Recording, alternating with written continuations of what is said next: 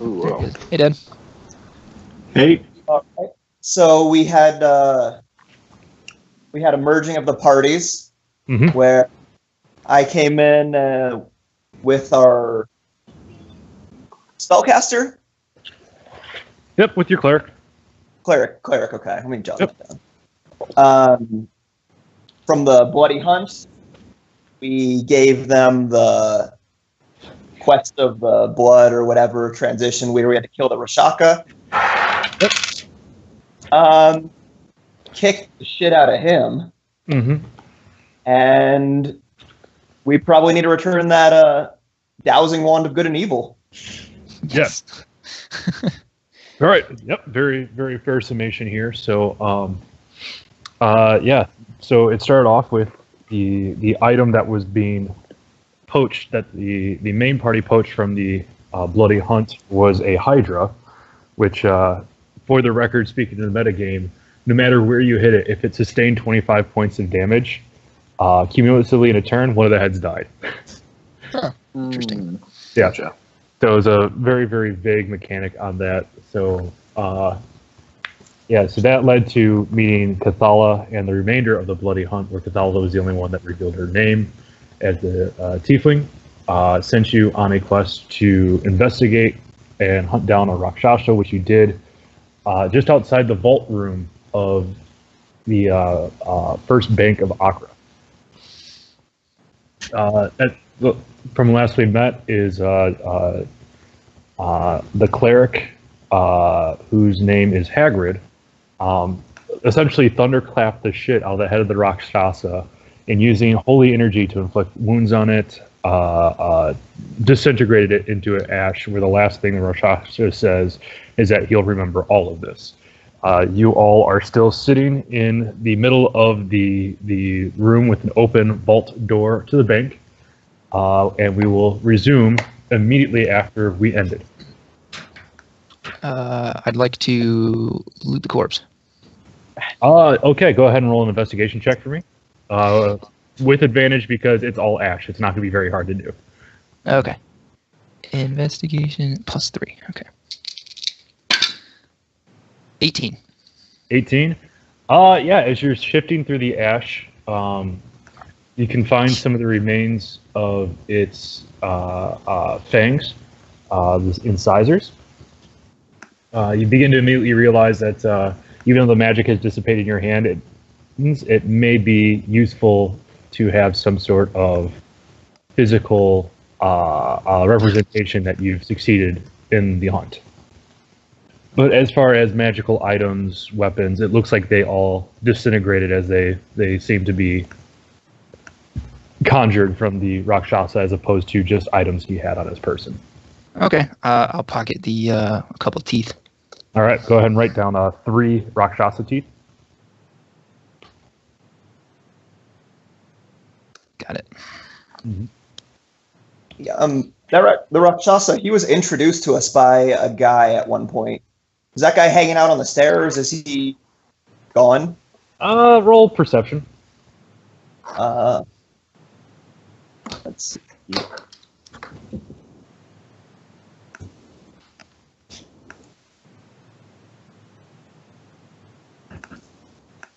That is 23. 23. You can see about right, if you're looking on the screen, about right there.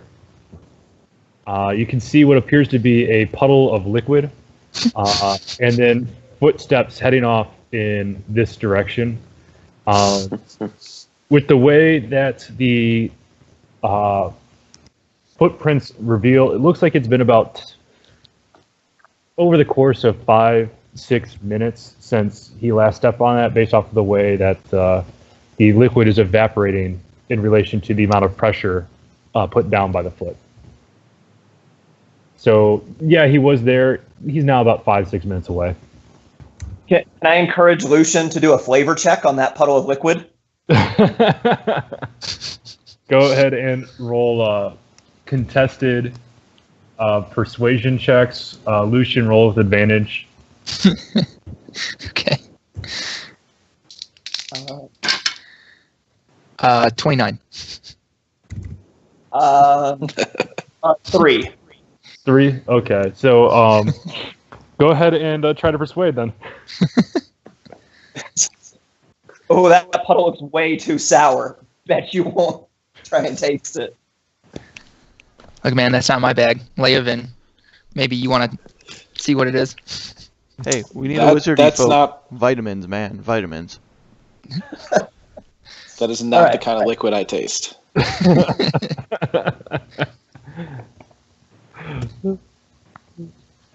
All right. So I guess we should probably get the hell out of here. All right. Anywhere in particular you wanted to go to? Yeah, I want to go get my damn resurrection stone back. Okay. So as you head back to the magical odds and ends store that Finn found, you head out, and along the way, it seems like this guy, despite you being the best roguish rogue Akra has seen in some history, just loves finding ways to track you down. The captain of the guard for the Lord's Alliance seems to have tracked you down again, Lucien, and is beginning to flag you over. Okay. I'll go over to him. He sits there, perks up at the fact that you begin to recognize him, and comes up to you and says, "Well, it's good to see we keep on meeting like this." Yeah, why do we always meet under less than ideal circumstances? And you see, if we let you meet under your circumstances and you decide to go against us, well, we'd be on the back foot. I use my dragnet, I find you, and I know there ain't going to be a fight. So what can I do for you, Captain? Hold on one sec, guys. Hey, what's going on, Nick? How you guys been? There was a firefight. We gotta eat this food before we move down. You might as well bring it. Yeah, as far as this Roll20, do you need to invite me to be able to see the board now? No, you should just Yeah, you should just be able to log in and join the game again. Same as last time. So April said if the game doesn't start by 2 o'clock, I'm not allowed to play anymore. Okay, good thing it started already, and it's not 2 o'clock yet. Yeah, well, I've had my mic muted, so... Oh, fucking hell. Alright. So we're back. I was helping you clean, sorry. I actually gave a damn about what you were doing and tried to help. My bad. Yeah, you stupid whore. Apparently it's a bad thing that I decided to try something different and help her, so I'm never gonna do that again because she's bitching about it. Show you. Alright, guys, save that argument for 2 o'clock.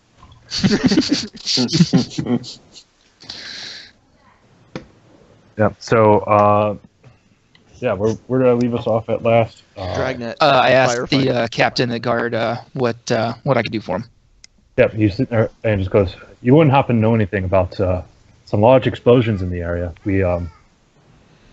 We sat there and noticed that the Barovia embassy had been bombed, and the only place in town where we know that you can get that amount of black powder is at the mine surplus store." Kept on talking to Tobias, and he just kind of looked at us, crazy look in his eyes, just going, "Big boom." No matter what we asked, only answered with "big boom." I would like to slink away and then run down the street going whoop whoop whoop whoop. Go ahead and roll stealth with disadvantage then. Then I'm just gonna go whoop whoop whoop whoop whoop. Isn't he covered in a cloud of his own gunpowder? Hold on, let me get to my character sheet. My computer will cooperate. I think it would have been dust from the rubble, Dad, because we got out of there when the explosion happened. Alright, where's my other d20? There we go. Let's go with a 5. A 5. Let's just say that you might as well, like, you'll never need a megaphone again. From how loud that you shout out your Three Stooges yell. Thankfully, the captain of the guard just looks and goes, "He's an odd bird, isn't he?" You have no idea. Yeah, but back to the matter at hand. You don't happen to know anything about that, do you? What if I told you that I do, but there's a really good reason behind it? I would suggest that you at least give us some sort of lead. I can't let this investigation slip down. Okay, well, it's going to sound pretty unbelievable, but, I mean, then again, so was zombies roaming around in the northern sector. Aye, that it is. The embassy was not filled with dignitaries. It was filled with vampires who had taken it upon themselves to appropriate petty thieves and homeless people and send them to their homeworld to feed their ruler. Hold on a second. You're claiming that there's an invasion going on? Was. Big boom. So what you're saying here is that what looks to be an act of domestic terrorism, and by all means an act of war, was merely an act of defense. Correct. Aggressive defense. Sometimes the best defense is a good offense, and a good offense means blowing up a building sometimes. All right. Go ahead and roll persuasion. Okay. 20. He rolled a 3, so he'll just sit there. So the captain of the guard looks at you, begins to grab you by the shoulders, and sits there and goes, "You've helped us in times before, and that's the only reason I'm letting you away right now. But I need you to understand something. You cannot speak a word of this to anyone other than me. Now I'm going to try to see what I can do to redirect this. And I'm going to try to make sure that no innocents get harmed in the way, but you cannot let word of this get out. One thing is there any way that the Barovians can move back towards us?" I look around to the party, and I look back to the captain, and I say, I think I speak for all of us when the explosion itself spoke enough for us, and we will not be really looking to spread a tale about this. As far as the Barovians mounting an assault, I think that for the time being, they're going to be sort of strategizing. There is a chance that they could come back. However, hopefully we'd weaken their numbers enough to where it'll take them some time. Time is always going to be a battle that we have to fight, but is there any existing pathways in which they can come up to us quickly? Not currently. Not currently we know about. There may be others. Not currently, but what was it? In the embassy, there was a portal that we have now buried under several tons of rubble. All right, so that means I'm going to have to talk to the excavation crews and see if we can get that squared away. Gents, once again, you create so much work for me, but for some reason it ends up working out better for everybody that you do. Boss man, important question before you leave. When can I go talk to Tobias again? I need more Big Boom. He just looks at you and just says, "Tobias right now is under extreme investigation since we know that's where the individuals have gotten there. Thankfully for you, he doesn't keep very good records because, well, they don't explode." Alrighty then, I will make him a bag of holding for his troubles at some point. Yes, but you need to understand here. It's going to be a while until the air clears around him, both physically and metaphorically. Alright guys, new quest. We gotta find me a new gunpowder vendor. If you can get anything to help redirect that investigation, that'd be much appreciated, but honestly, I think it's just going to be one of those where it's going to take some time until we realize that, or at least my superiors realize that, the guy doesn't know anything other than the words Big Boom. That is true. Mm-hmm. Oh, he knows Bigger Boom too. Just so he's you know. gonna stick to his guns because, well, he didn't really have a hand in it. Well, I'll see what I can do to make that available. And once again, Lucien, Leovan, Toni, there's going to be times where I'm going to have to ask on you to help me out in a few ways. Remember the favor that I did to you right now. Remember, you guys owe me quite a few. Big boom, got it. We won't soon forget, Captain. Thank you. Yeah. All right. At this point, he turns tail. Thankfully, it was just him. He didn't have his usual posse with him, and then just slinks off into the distance. Sweet.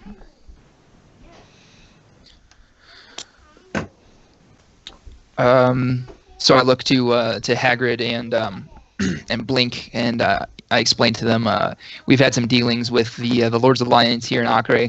We've done a few favors for them, so it looks as though for right now we're even. And then I kind of shake the Rakshasa teeth in my hand, kind of like dice, and I say, I guess we should probably get these to the Bloody Hunt, huh? Sounds good.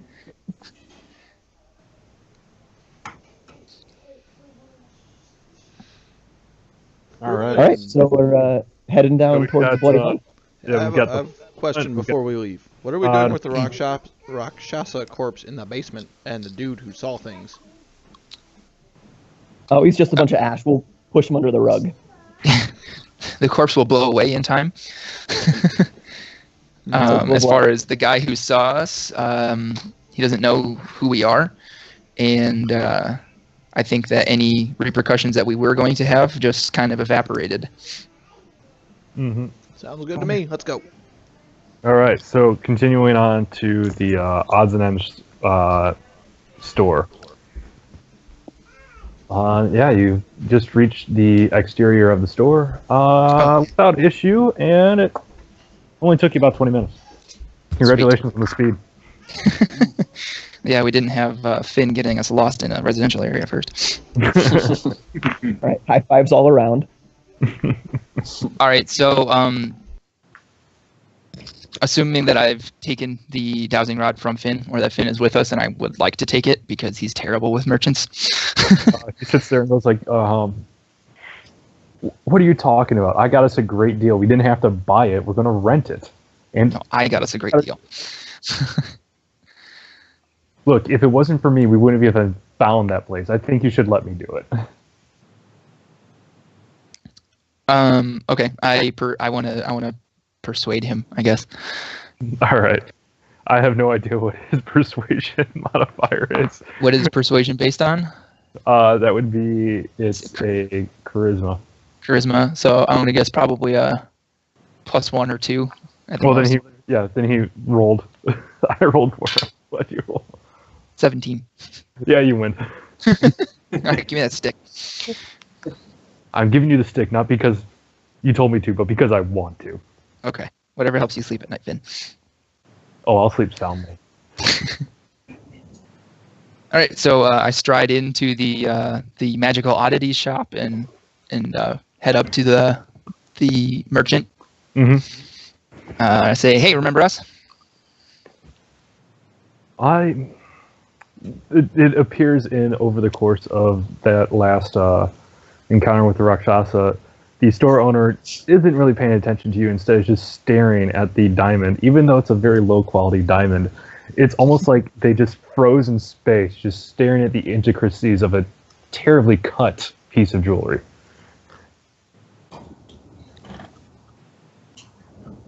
Like if you pushed pause on a VCR. That's how they've been stuck for the last little while. You want to flashbang? Okay, We can flashbang them.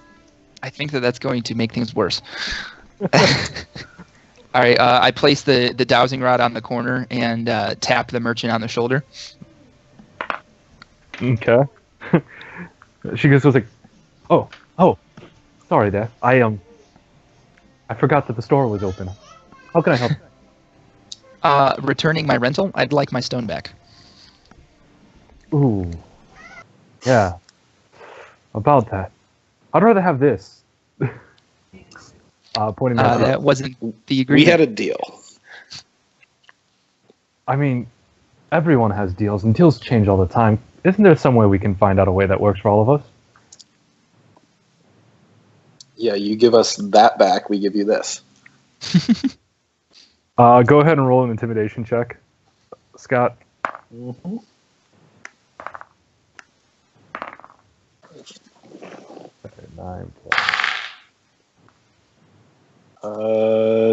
Where is intimidation? 7. She just kind of looks at you and goes, "Well, I'm sorry, but I never remembered allowing you into this store. I'm going to speak to the people who aren't awkward as hell. Thank you very much." Rude. Is Hagrid with us? Hagrid's in the store with us, right? Hagrid is totally with you guys. All right. I'm going to make a persuasion check that I would like to have assisted by Hagrid's intimidation. Okay. Because I'm going to say, look, we had a deal. I've returned the stick to you in good form, and I think that you should uphold your end of the deal, or maybe my spiritual advisor here has something to say about it. All right, go ahead and roll perception, Dan roll intimidation, and then add those numbers together. 15. A 20, I'm assuming. Okay. Yes, D20. So, terrible roll for my first one on it. That ends up being a 4. A 4, and you rolled a 15? Yes. Well, combined, that makes 19, and that beats. She just sits there, begins to... You can see the glistening of sweat beginning to come from her face and her neck, and just looks in. Her face begins to drop a little bit. A little bit's anger, a little bit's fear, but she just kind of comes around and she goes, "All right. I guess if you're going to be fuddy-duddies about it, we're going to have to adhere to the original script." Picks up the dowsing rod, just sets the diamond down on the counter, and just sits there and is like, "Do me a favor. Never come back here again." Well, if you're going to be like this, then absolutely not. Well, that's the first thing we've agreed on all day.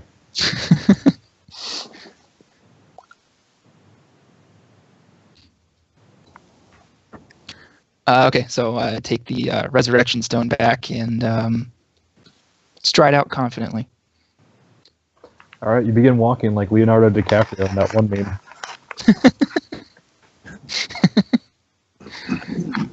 Just arms swinging as wide as they can go.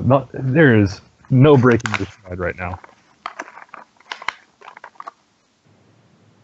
Oh shit, I forgot I have a forgery kit too. Nice. Could have given her some fake gold. Hey guys, is it bad that I want to take one of my Mastiff monsters and throw it in the shop as soon as we shut the door? I don't know that that's necessary. Maybe a bit much. I mean, if the bridge is already burnt. Might as well send your navy there too.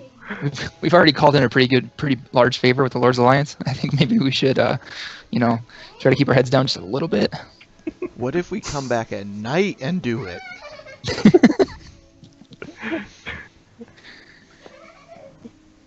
We'll see if we have time. At this point, with the delay in the conversation, Tony got distracted by something shiny further down the street. Yeah, go ahead and roll perception.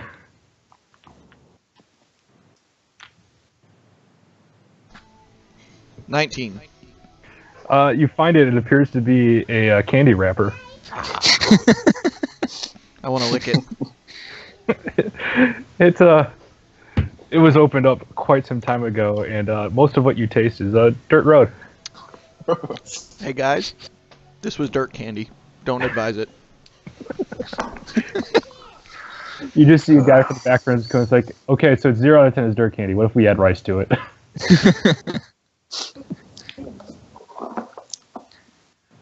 Oh, I could use prestidigitation, make it taste like a gourmet meal.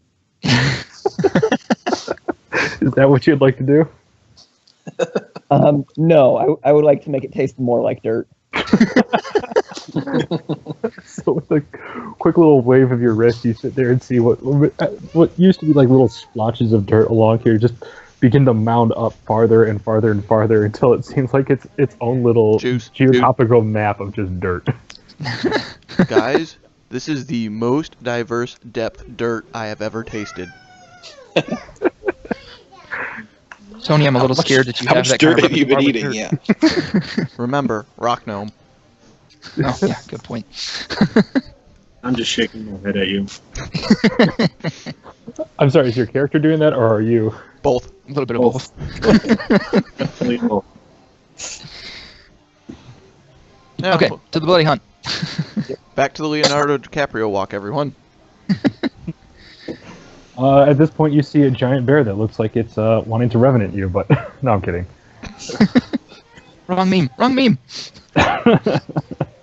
All right, and let's see the amount of time it's going to take you. Oh, not bad. It takes you a better part of an hour in order to get from the odds and ends store over to the guild hall for the bloody hunt. As you come out, you see that there's actually almost nobody in the longhouse right now. Hello. There's no response. Damn it. What was her name again? Fala? Mm-hmm. Fala? Hey, bloody hunt guys, where'd everybody go? Can we see if we can tell if they're hiding? No, because you can sit there and just with your innate sense of knowing what time of day it is. You know it's about 11 p.m. right now. It's kind of reasonable for people to be sleeping. All right then.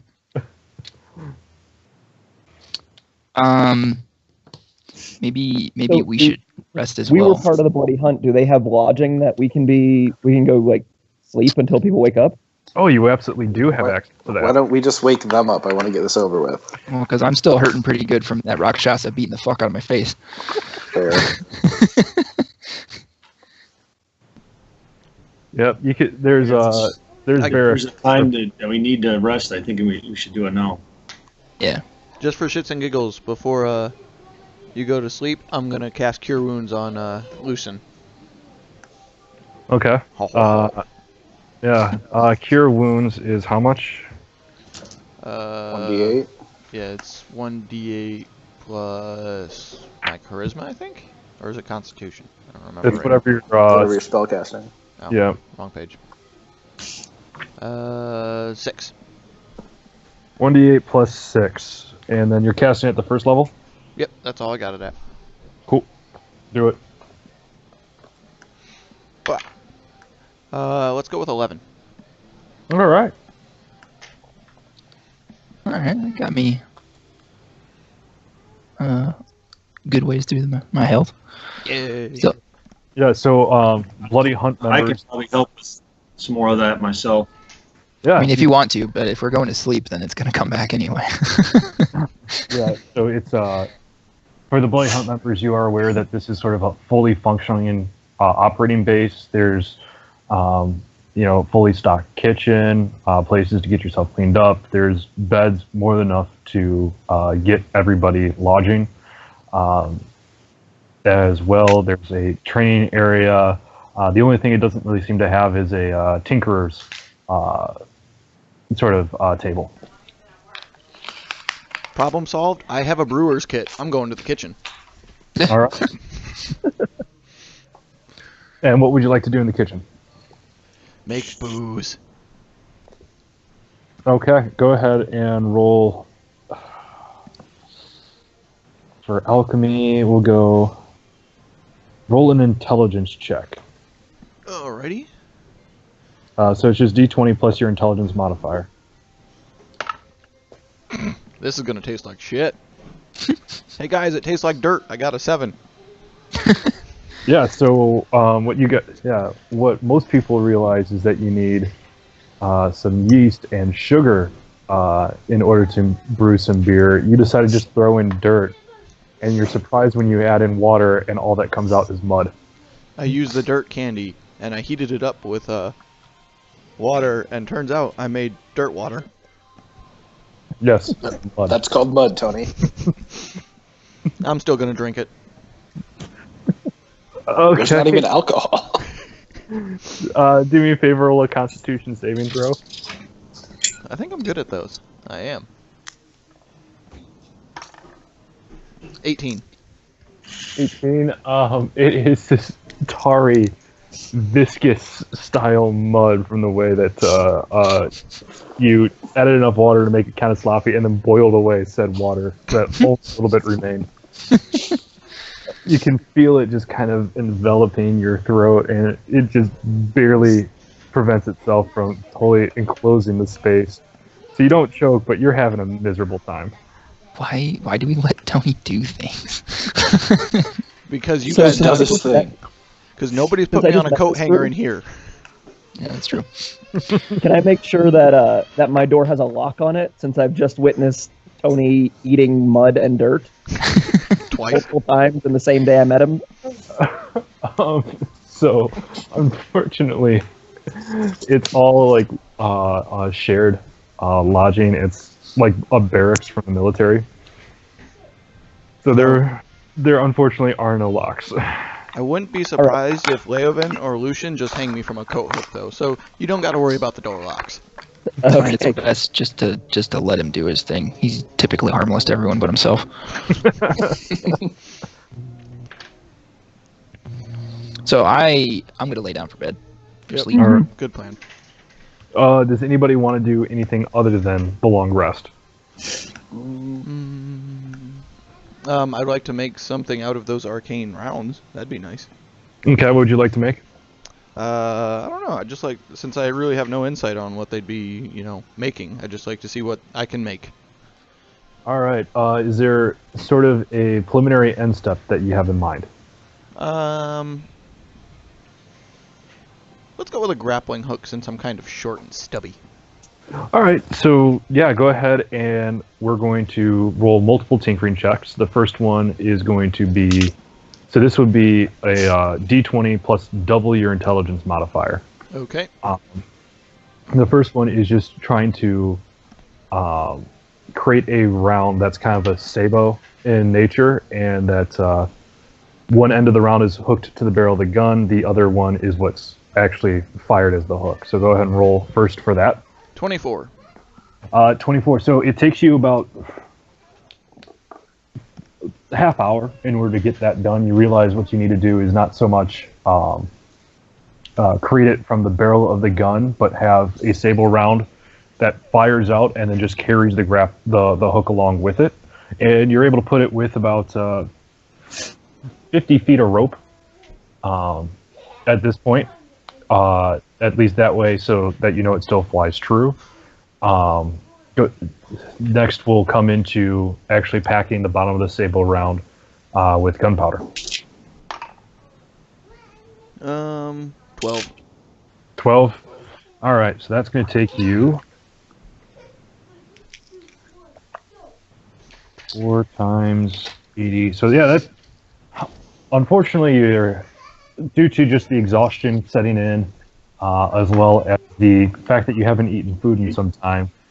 Your attention just gets distracted for a very long time. It takes you the better part of 3.5 hours in order to just load gunpowder and then close up the round. But yeah, you have one grappling hook round. Yeah, and then when you use that, it's either you can, like you will shoot and then there's a connection between the target, whether it's an enemy or if it's a fixed surface, and the gun, and then if it is a enemy, it will become grappled, even if you are not in distance from it. You can also use a strength check to either move yourself closer to the thing that you shot at, or move the thing that you shot at closer to you, and it'll always be a contested strength check. Once somebody's moving closer, it just depends who. Okay, I can tell you this, guys, now that I'm going to be using it as more utilitarian than as weapon. Okay. I am not strong. Mm-hmm. But yeah, so you have, at this point, it's about 4 in the morning. Everybody else is kind of falling asleep. You will no longer be able to take a long rest, but you do have a short rest available for you and expend your hit dice. Okay. Well, luckily, in that last fight, I didn't take any damage, so I don't need to. Mm-hmm. Your spells, however, will not regenerate. It only regenerates on long rest unless you have an ability that allows you to do a short rest. All I did was use Cure Wounds, so no biggie. But I will use Short Rest to generate 10 more rounds. Okay. Then let's see here. How much gold does that cost? Doesn't cost me any to generate ammo. Perfect. All right, cool.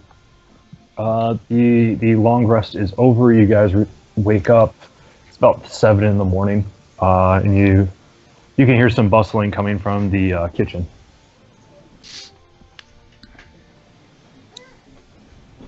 All right, By let's go kitchen, wander do you out. mean like a mess hall? Yeah. Okay. Okay, yeah. Let's grab some free nosh from the mess hall. Wait, it's free? Probably. I'm just basing everything on what the Zhentarim does. I mean, we haven't paid for food or drink in a while. Yeah, let's just wander down that way, see if we can collect our money. People will be happy that we got this contract. Mm-hmm. Mm-hmm. All right. So as you guys head off into the mess hall, at this point you can see Cathala and Taldoran and all the other members that you met before sitting down, no longer in their armor. They're in their regular morning attire, except for the fighter who is just shirtless. Naturally. Yeah. What's really weird is that they have 4 packs. Nice Disgaea reference. It's you have, it's not really a peck major and peck minor. It's just peck and then peck on top of other peck. Okay, so I grab some. Is like the food out on the table, or is it like a cafeteria where I have to go get the food and then go sit down? Cafeteria style. All right, so I grab some food and I go sit near Cathala and Alright. present the Rakshasa teeth. She just looks up at you, looks down at Rakshasa's teeth. She comes up. It's like, you're gonna have to excuse me, but I don't have my ledger. I know I sent you out on a hunt. What did I make you hunt again? It was a Rakshasa. Oh yes. Did you see the inverted hands? Yeah, I thought that was a little weird when it hit me in the face. Yeah. That's really messed up, isn't it? So it looks like you guys got done way faster than we anticipated you to. Otherwise, we wouldn't be meeting like this. Yeah, well, we could use the food anyway.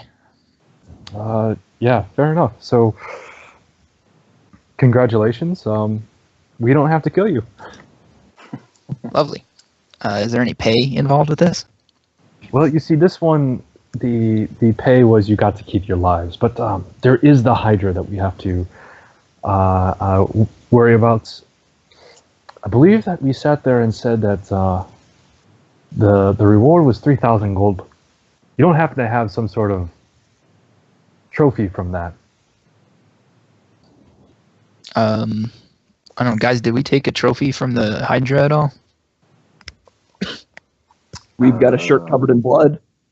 Yeah, I'm still in its blood, so. Well, sorry. Test the blood. I think they want a trophy from it. So you're telling Yeah, they me need this they need something that they can organization sell. doesn't trust the word of 2 of their members? I don't want to work for you guys. Well, no, because they We sell the trophies off to people who are Yeah. requesting them. I'm pretty Yeah. sure that big of a corpse after 24 hours is still in the woods. Yeah. Well, if you want to go find them and cut off a Hydra head, you're more than welcome to. They just grow more. Not when they're dead. Thank you. Oh, that's how that works. Thank you, Elf. At least somebody here makes sense. all right, guys. Do we want to go collect a trophy from that Hydra? I guess. Actually, I've got something that may interest you more. Is we learned of your affiliations with the Zhentarim, and I think there's something that can help both of us. It's an exotic hunt, and it's also something that the Zhentarim reasonably requests because it allows them to expand their base of operations and their supply lines. You wouldn't happen to know anything about Barovia, do you?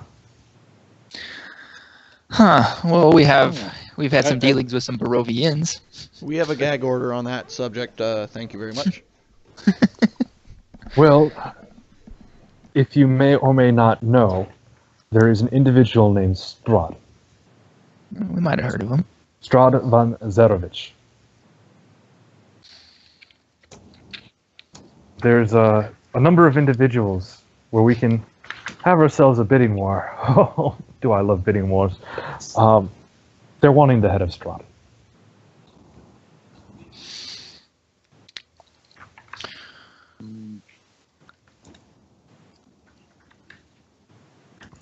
Can I ask, what is your relationship with the Bentarans, Baratheons, Bentos? Who are you asking? Yeah. You, the actual party. Oh, okay. Well, we actually work for the Zhentarim. 1 second, I need to just 1 second. Mm-hmm. At this point, the office dog of the Bloody Hunt comes out, super high puppy mode, running around, going up to everybody, sniffing around, and then goes to the Goliath, just looks up, looks down, rolls over onto its back. Sorry about that. Had to get a package. So yeah, what's the deal with the people? Zhentarim? Well, we are actually representatives for the Zhentarim. We are of the rank of Fang within the Zhentarim organization.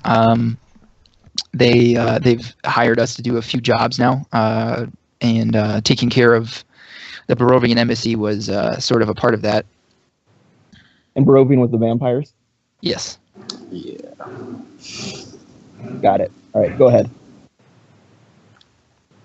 So, what you need to do is find a way into Barovia, find out a little bit about Strahd, separate his head from the rest of his body, bring that back here, and let me just sit there and say bidding wars are wonderful for you guys because they're wonderful for me.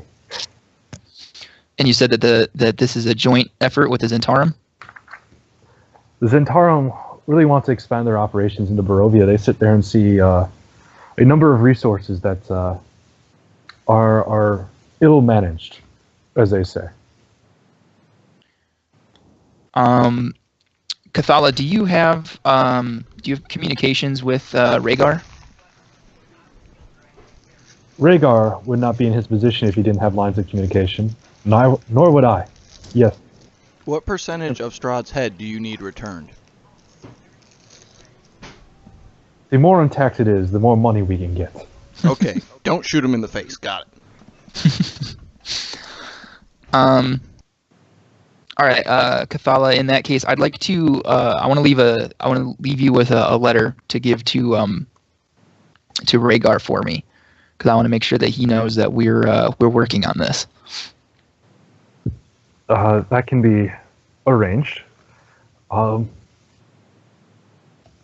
Yes, that can be arranged. I'll send one of our couriers out to the Briny Anchor and take care of that. Okay, thank you. And I start writing the letter, leaving the party to finish talking about the job. All right. When you're out of game, if you just want to actually write that letter and just send it over, so if there's anything we can glean from that, we can. Okay. Yep. Do we have a way into Barovia? Y'all blew up the portal, right? You guys don't know if you blew up the portal. You know that you blew down the building the portal resided in. Mm-hmm.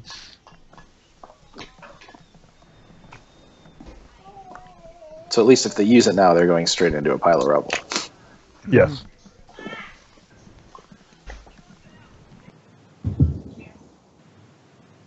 Okay, and Barovia is far away, or we don't know where it is, or it's on another plane?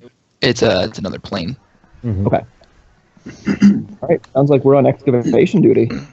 It would be safe to assume, though, that if the portal leading to this world was inside of a structure that is relatively equatable to a stronghold for them, that the other side of the portal would be in similar circumstances. So not the best avenue of entrance. No, I sit there and I have to agree with your logic. We thought about this just a little bit. if you give us a couple of hours, you can do whatever odds and ends you need, but we've got a bard that can come in and has a very odd ability. He plays his little lute and can build bridges to other dimensions. It's quite annoying. Safe bridges? Safety is a relative term in the organization you've joined there. Fair enough.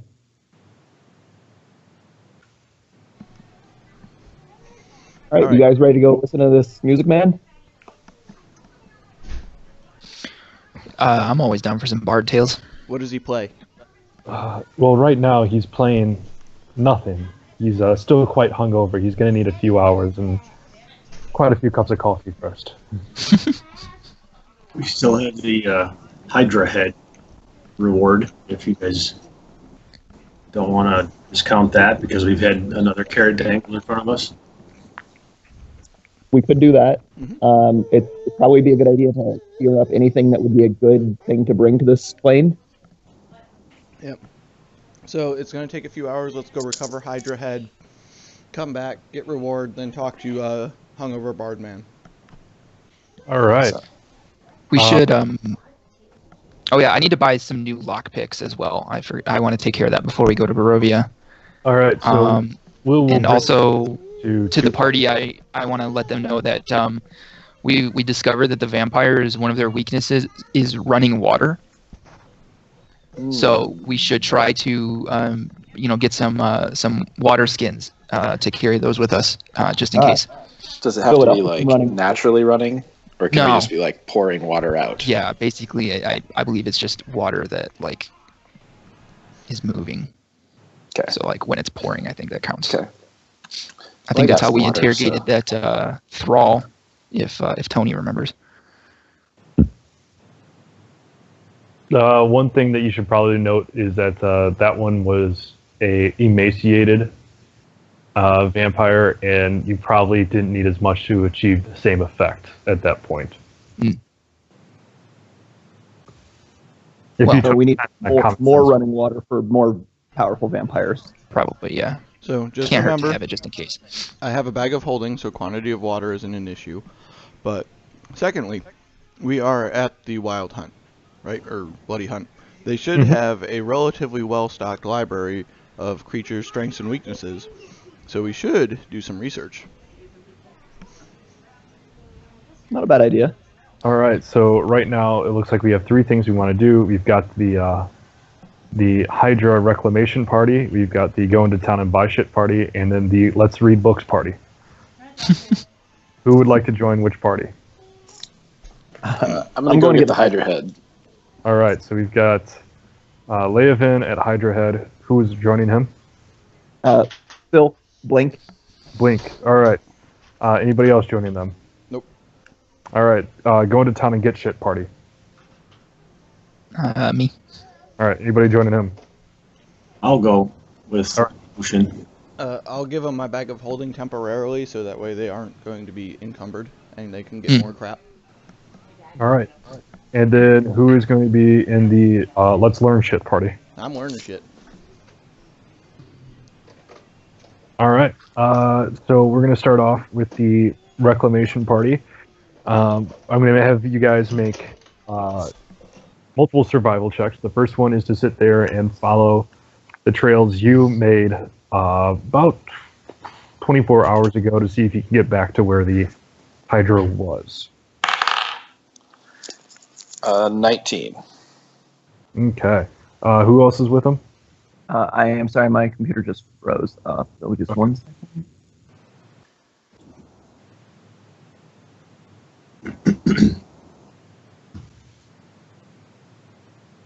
Ten. You rolled a 10? Mm-hmm. All right. Yeah. So the ranger, unsurprisingly, uses his ranger skills to ranger his way over there. Ranger. There's a number of false trails that Blink takes along the way, but thankfully the full elf was able to guide Berlynn where he needed to go. Sometimes by grabbing him right by the cowl and pushing him in the right direction. Unfortunately, Yeah, unfortunately, words aren't really his forte. What a bitch. Okay. So I want to pretend like I found the paths too. Go ahead and roll a performance check then. Okay.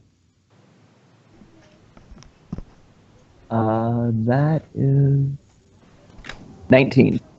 All right, and then Leovan, we're going to have you roll a deception, or I'm sorry, an insight check, and the DC is 19.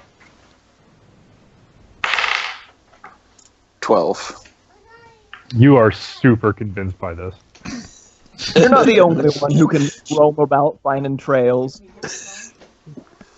Huh, I underestimated this guy. And this is why me and Blink are going to be good friends.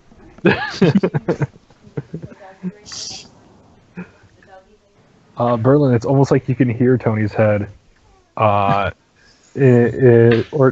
voice in your head, just sitting there goes like, oh my god, my best friend might be a gnome that blows shit up.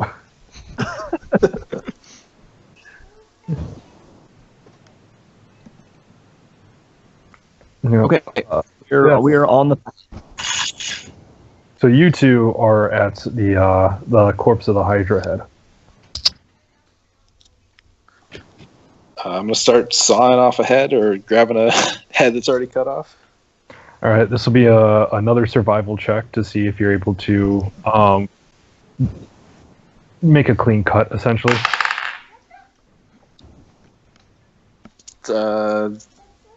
11. You hack and slash, and you really ruin the first head because apparently you forgot the age-old sentiment of cut marks in the same place over time get you across. Instead, you were really. It was like you're trying to do a CrossFit workout, man. It's a good thing this thing's got so many heads. Mm-hmm. So I make a snide comment about measure twice, cut once, and then I want to give it a shot cutting a head off. All right, survival check. 14. With the dagger, you're able to make it about halfway through a head in about 10 minutes. All right, and I give that a good nod. Say that should work. Let me show you how a real man does this. Survival check. 19. Yeah, this time you just raise your rapier, which is typically a kind of a pokey sword, and just comes to hell and just bluntly rend head from body on this. You have a Hydra head that's about 5 feet in length. Just sitting there, oozing fluid. Just ichor and bile. I think this has been dead too long to try to drink this. Roll a common sense check. This is going to be D20 plus half your wisdom modifier. 9 plus 1.5. We'll round that down, so it's a 10. Yeah, makes sense. Oh, you know what? I can make small fires with prestidigitation. Can I just cauterize that? You can certainly try. Alrighty. What do you want me to do? Well, you tell me how you're going to cast the spell this time.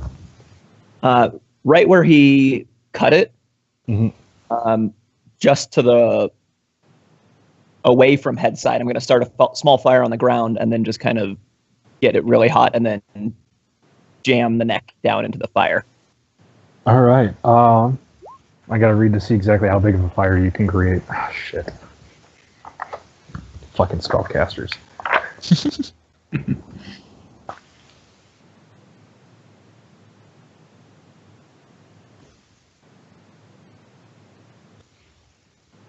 It's a small campfire is what it says. So, yeah, you do just that, and you try to lift the Hydra head up onto the campfire and realize that it's quite heavy. Oh, man. Okay. So roll an athletics check to see exactly how far you're with it. No. Athletics check's not my strong suit. Thinking maybe we should set up a system of pulleys, guys. Right, athletics. I got a 5. You lift up, and in typical half-elf fashion, you are halfling. Oh, halfling fashion. You grunt and groan, and show a whole bunch of might. Unfortunately, it does not produce a lot of work, and it sits there totally unchanged in position. All right, I'll just give it one satisfactory nod and just say, "Yep, that looks good to me," and then just kind of wander off.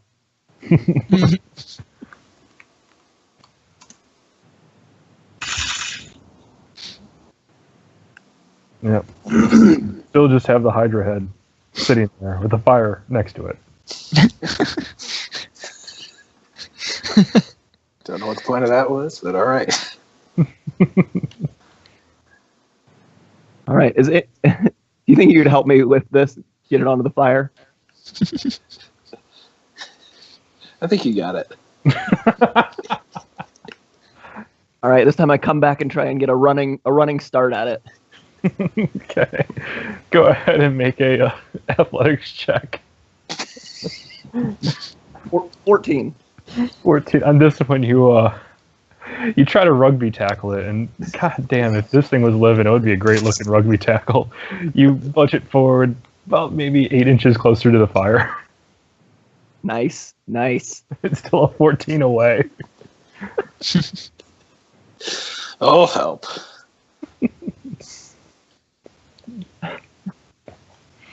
All right, I'll offer to split the bounty with him if he helps me lift this into the fire. Wait, split? Yep. I was just say no one will ever know. Were we not going to split it? Well, I was going to try and steal it all, but now that you found me out. I cut the thing off. All right. Regardless. Let's get this done. Yeah. All right, for the sake of brevity, you guys are able to cauterize what you needed to cauterize, and then it takes you a significant amount of time, about better part of 5 hours, in order to drag it back to the guild house.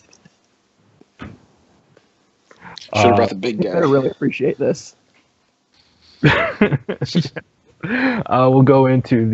transition to the buying shit party, which I believe was Lucien and Hagrid. Yes. Yeah, Jay, while I'm off with Lucien, I would like to see if I can purchase another hand axe so that I may have one to throw and one to wield at the same time. Yeah. Once again, for the sake of brevity, you find a great myriad of shops that allow you such items. Pretty common. General stores, weapon shops all allow this. Let me just look up the price here. I don't know why I'm looking at my phone. I have the book right in front of me.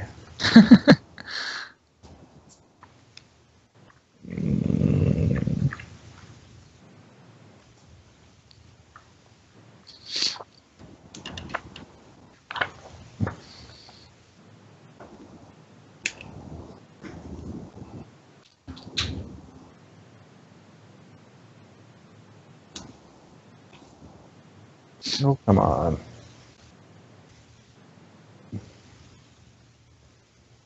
Oh my gosh. Here we are. What you will want as a hand axe, you said? Yeah, pretty sure it's just a standard hand axe that I have. Yep. It comes out to be about 5 gold piece, but with your affiliation with the Bloody Hunt, they're willing to sell it to you for about 1. About 1, huh? Yep. About one. Almost exactly 1. I step closer to Hagrid. I say, "Here, Hagrid, let me get this for you." And then I also ask the merchant, do you have anything? Do you have anything with a touch of mastercraft to it in a hand axe?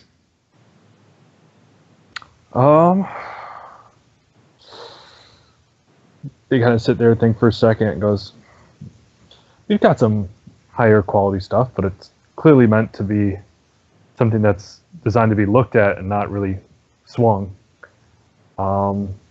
Brings it out. It sits there. It's got a really finely cut iron blade, but the handle on it looks like an absolute piece of shit.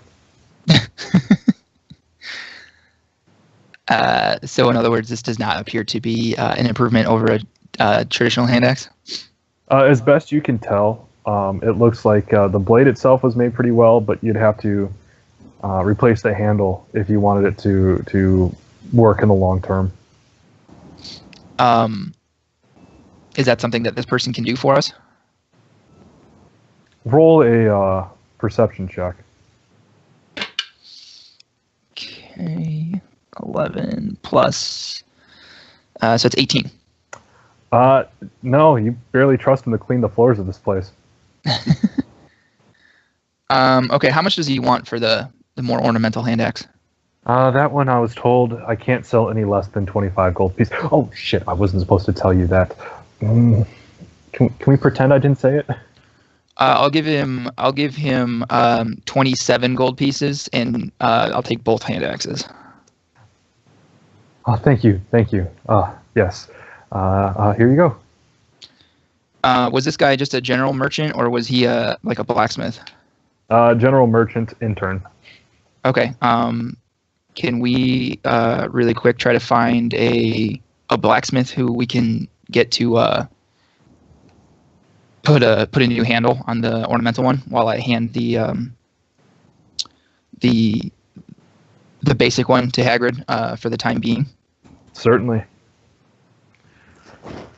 You sit there, you look over, and head back to.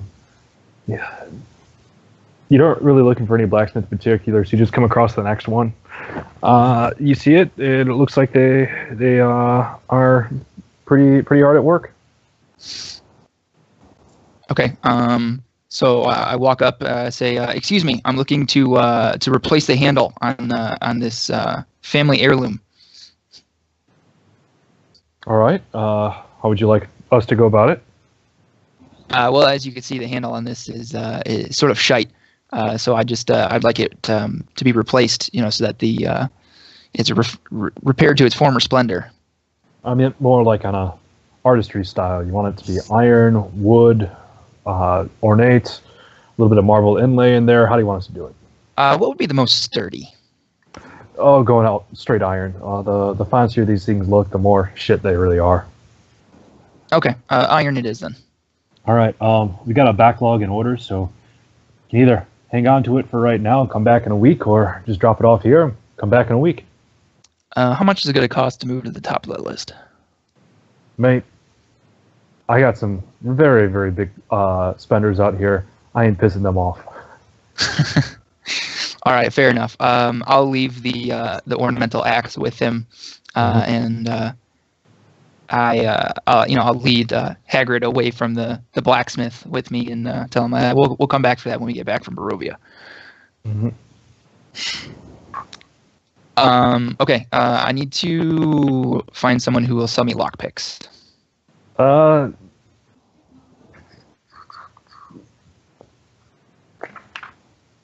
You're able to find, or back at that original place, you're able to find the lockpicking set in the general store. It seems like there's a lot of people who want thieving stuff here. So this is the shadier general store? Have you ever met a general store that wasn't shady? Well, that's a good point.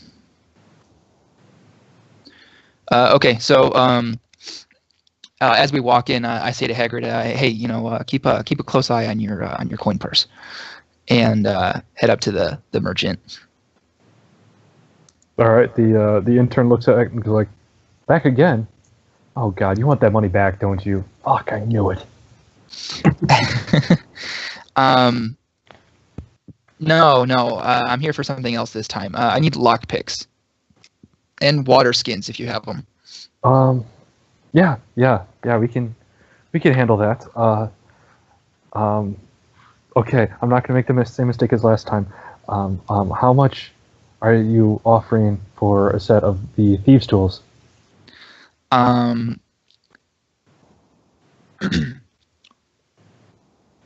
What's the minimum you'll take? I want to do a persuasion since he's so bad at his job. All right, go ahead and roll. 23. I was ordered that I can't sell it for less than 50. Or I'm sorry, not I can't read it in a straight line. 30. Okay, I'll give him. So I say, all right, look, I'll give you the 30 for it. How much do you want for water skins, and how many do you have?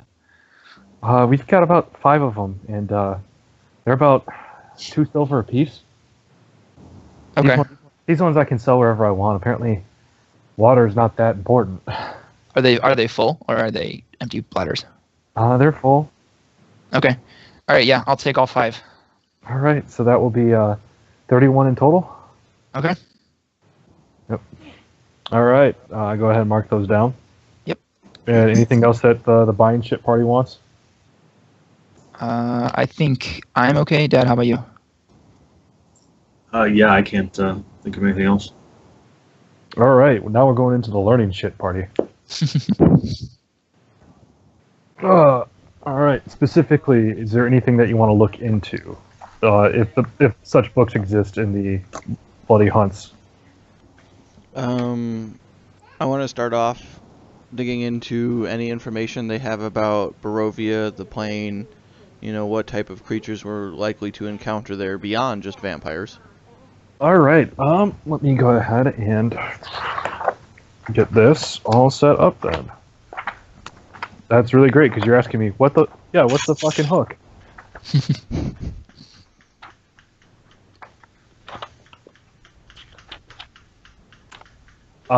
So after a while, you're only really able to find one book into the matter at all about the history of Barovia, and even then, it's just a chapter of a book. It's called Planes, Demi-Planes, and Transient. Like that can bridge in between different planes of existence.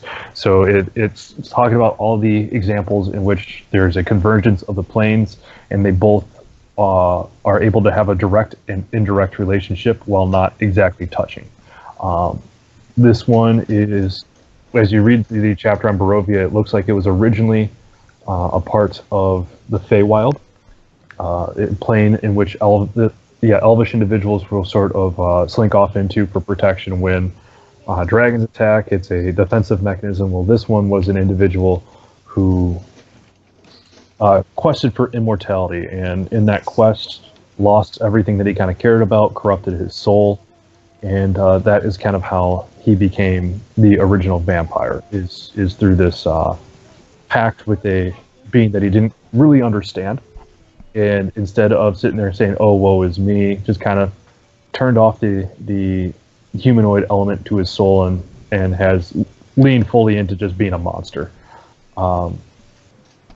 The plane itself has civilizations. Most of individuals have had their souls sort of taken from them.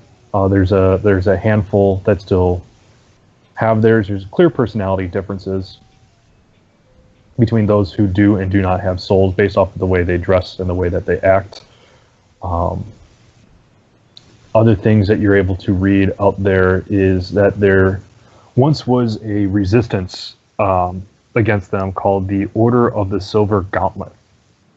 That was led by a silver dragon who was related to Bahamut. It was a descendant of Bahamut. Unfortunately, that rebellion was quashed, and the souls of those who rebelled against Strahd were ultimately corrupted. As far as ways in, you sit there and read that it's not really that ever you willingly go into Barovia, it's Barovia wants you.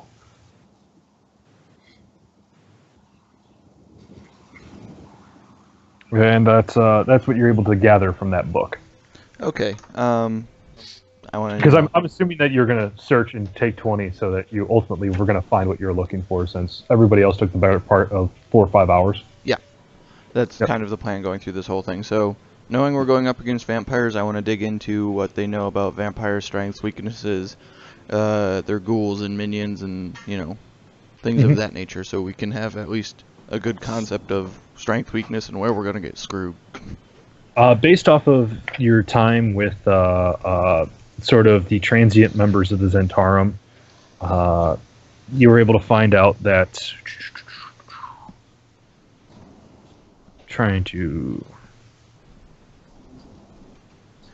where are my resistances? You find that with them being sort of dead already, they have a great number of physical resistances, most physical attacks that really have no issue on it. Spells that are designed to deteriorate the body, cause necrotic damage, aren't really that effective.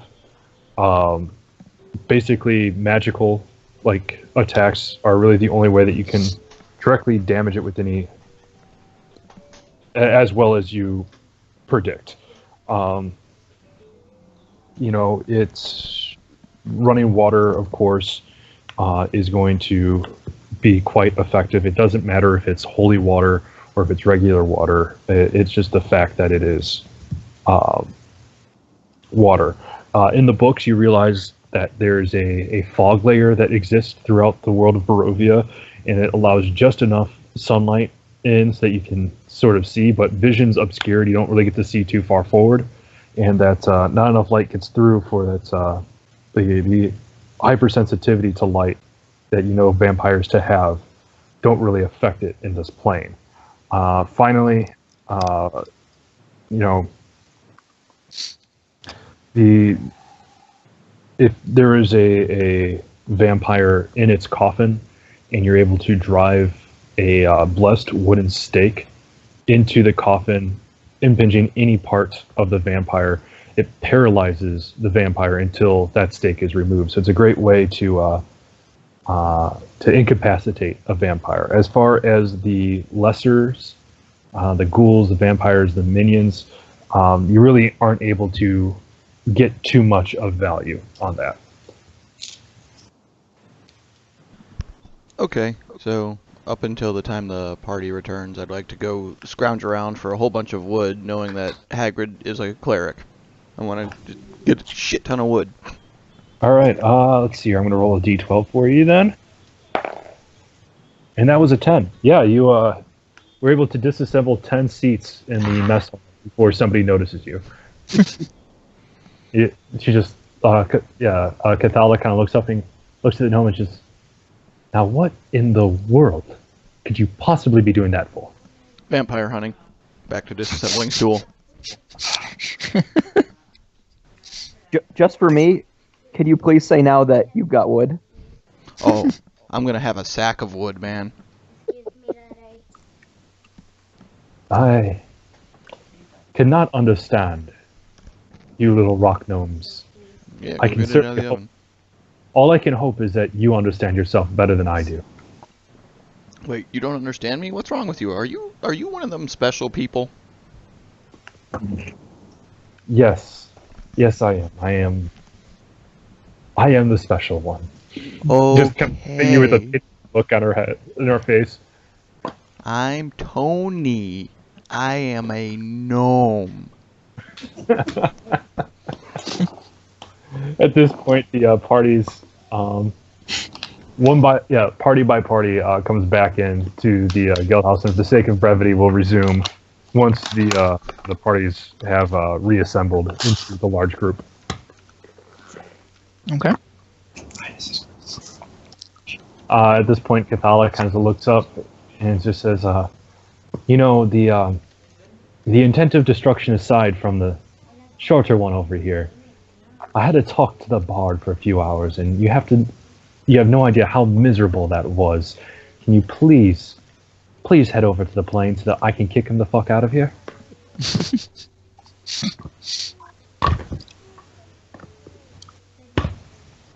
So where's our reward for this? Yes. Go ahead and set that down. We'll need a little bit of time to assemble the funds. When you come back, it will be sitting there waiting for you. 3,000 gold piece, just like the contract dictated. Why can't you give that to me now? Because where you're going, you don't need gold pieces. They have their own set of currency. We're just keeping it. We'll be keeping it safe. When you come back, you'll be right here. It'll be the first thing I hand to you.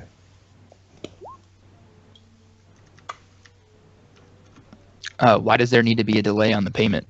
Is this standard? I look to Hagrid and Phil, Blink.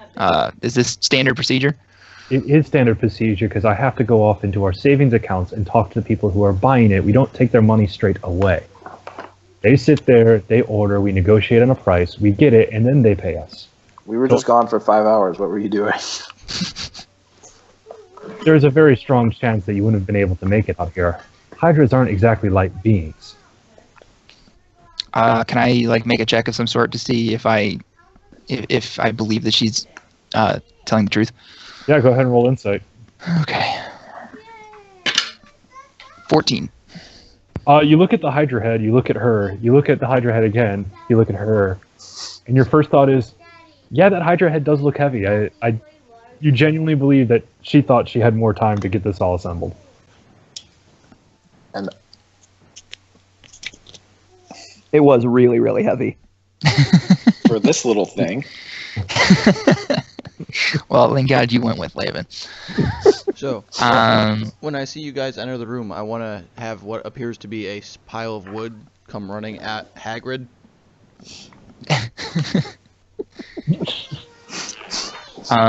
Yeah, through just a absolutely shocking display of both body awareness and situational unawareness.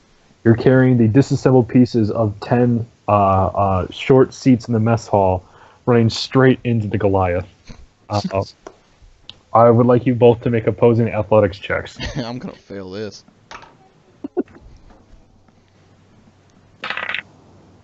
$20. I got a 2. -1, so I got a 1. Yeah. So the Goliath doesn't even register on you. It just goes like, huh, there's a strong breeze that just ran into my left leg and only my left leg. As to the gnome, it honestly feels like you've been scurrying around, and then you ran into a brick wall, and all of the wood just flies out of your hands, and you are lying down on your back, prone. Good. I toss the bag of holding onto Tony's stomach and say, "Hey, thanks." No problem. And then I just scream at Hagrid, "I need a blessing."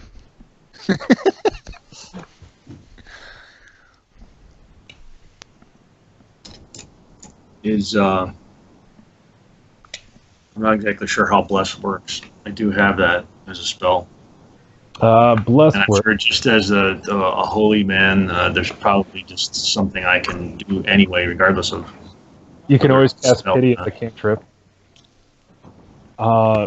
So bless is up to 3 creatures of your choice within range. Whenever a target makes an attack roll or saving throw before spell ends, target can roll a D4 and add the number rolled to the attack or saving throw. So it's essentially you get to give inspiration for a saving throw or for an attack roll.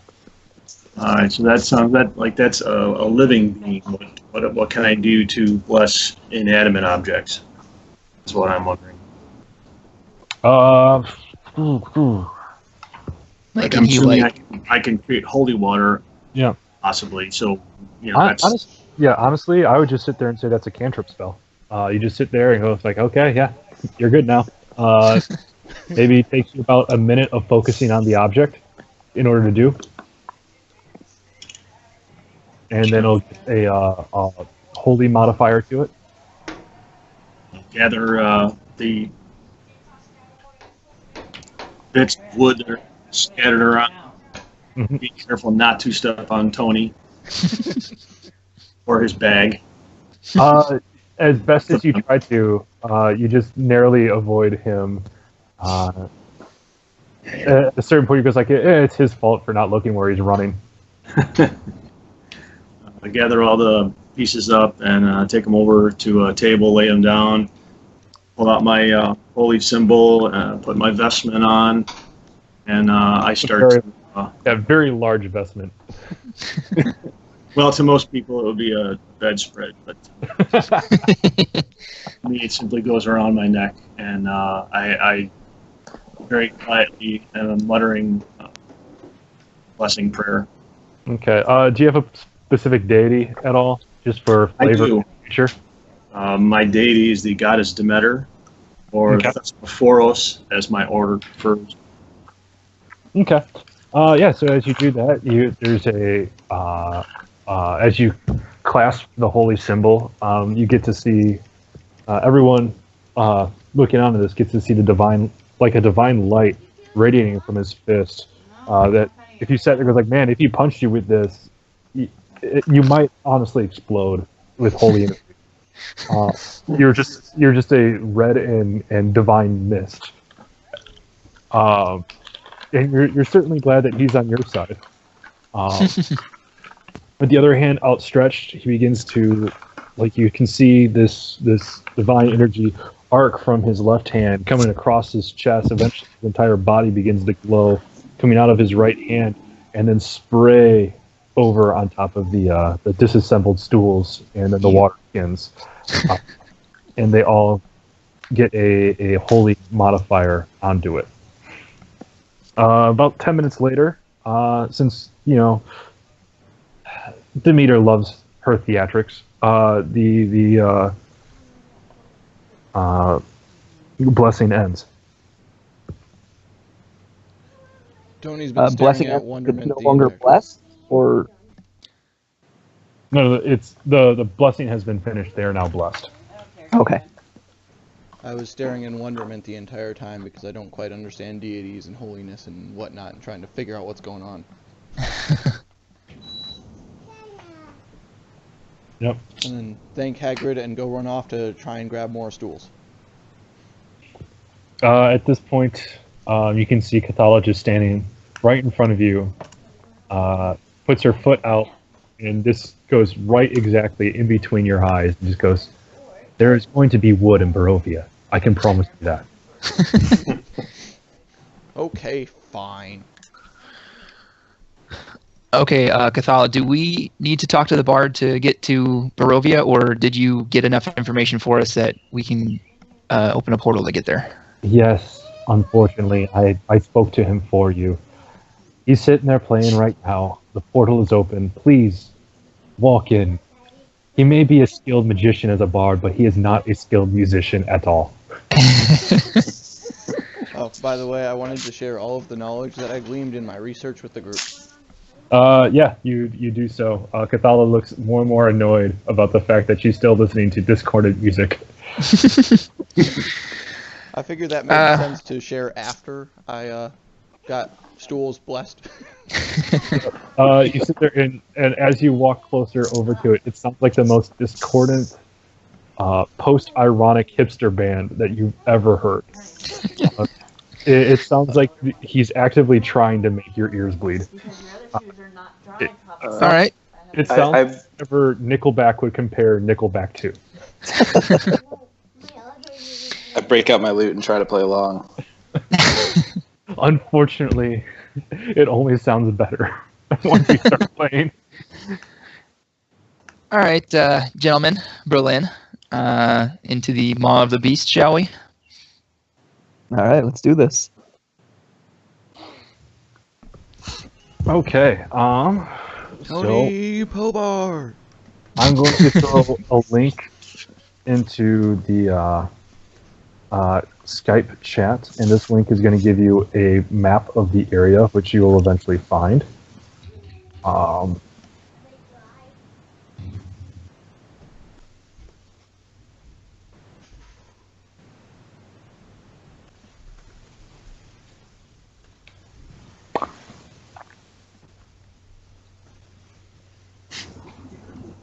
So this first link here is going to be your world map.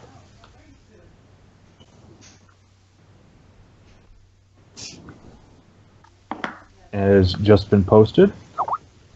And the second link here is going to be the town of Barovia, which So as far as the contents of today, these will be the images that will be most useful to you. This is on the D20 site? This is No, on this is on Skype. conversation. Oh, on the Skype. So I should save this. Yep. Unfortunately, in the book, they decided to give me this big old fold-out map that makes things really easy for in-person. Unfortunately, you guys can't see something that's up to 1,000 miles away from Yeah, that's a little bit of a problem. you. Well, let me tell you something. When you're only 1,000 millimeters away from it, it looks amazing. At this point, guys, let's take a quick 5-minute break for bathrooms, grabbing snacks, and then we will come back in on the other side. Okay. All right. See you guys in 5. Woo, fun, fun, fun.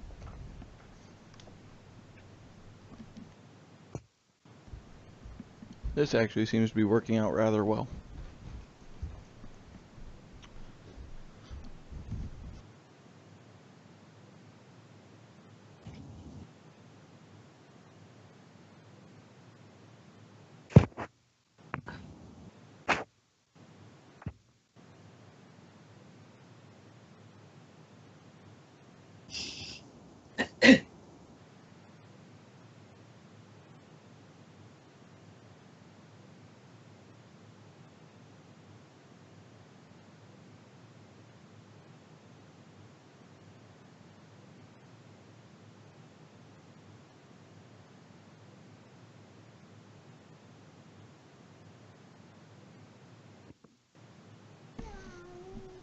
So, I feel like something our party does is over-prepare.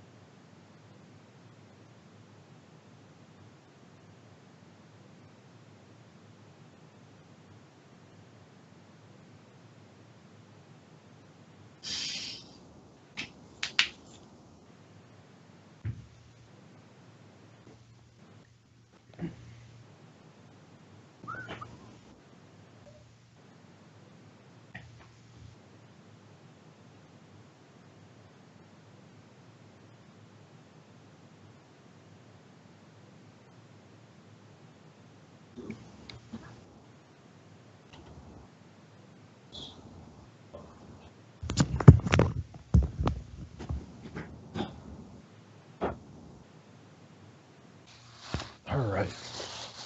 Making bacon pancakes. Take some bacon, I put it in a pancake. Who's singing about pancakes? The bard. I feel like our party has this wonderful habit of over-preparing for things. Either that or our DM has a wonderful habit of just going, oh, alright, that happens. That's another really good thing.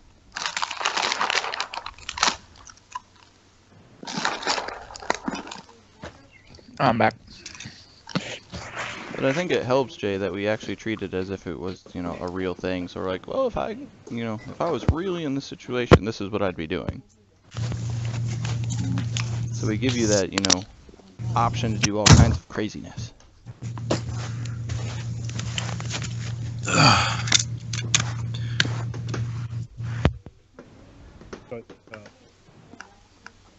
Do you have the Germany-Chile game on at all, Jay?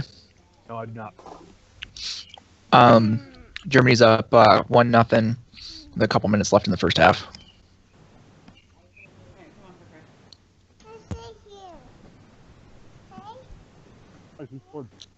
Jay's really quiet. Stendhal, I believe. How about now? Am I better? No, you're just really, really quiet. How about now? Am I better? Nope.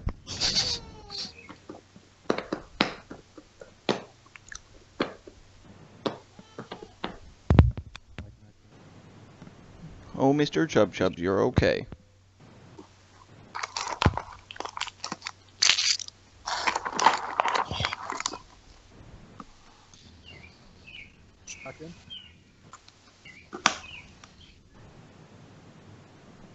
Everybody's so quiet.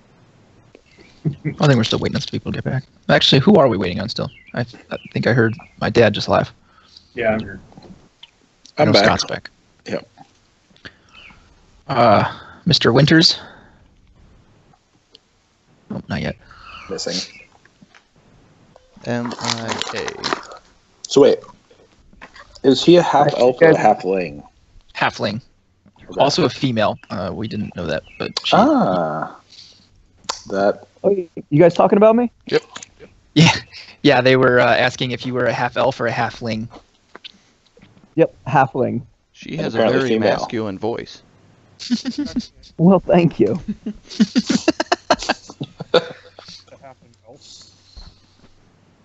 What was that?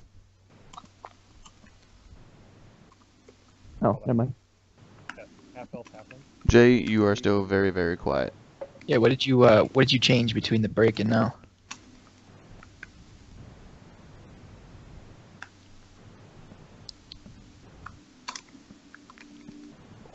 Apparently nothing.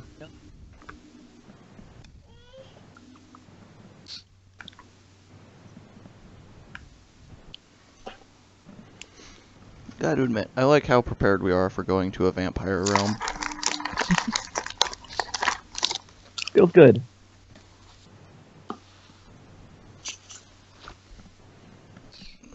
Yeah, I mean, I guess we've done about all we can. Yeah.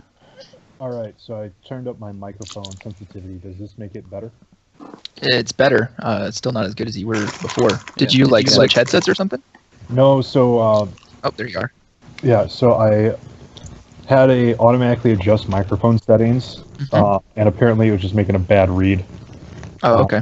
So I just manually changed it to the max. So Okay. if there's an issue, let me know and I will set it back down. Yeah, I had to put mine on auto as well, so. It sounds good now, Jay. Cool. All right. So everybody's back in. Through the course of everybody in real life using the bathroom, you start going through this sort of green vortex. The bard itself is wearing sort of dockers and a white lab coat with really tall, gray, spiky hair. Thinking about getting swifty. As you go through, the colors eventually change from a green more towards a purple and black with little accents of gold here and there. There's a olfactory sensation that changes. Everything just gets kind of mustier and moldier in smell. And at the end of everybody's poops, they pop right out into a different plane. For those of you who have taken a look at the map, you will know, but your character doesn't, that you are on the easternmost portion of the map, about a quarter mile east of marker A. Okay. Where was this link supposed to be again, Jay? It's in the Skype conversation. It's the I posted 2 links in the Skype conversation. It's the top of the 2. I'm not very familiar with Skype and how to navigate it.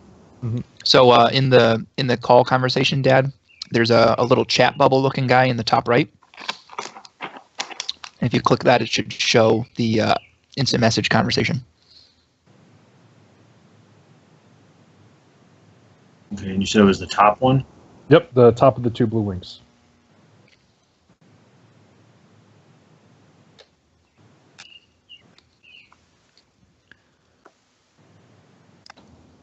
So we're in the middle of the Svalich Woods, is what you're telling me.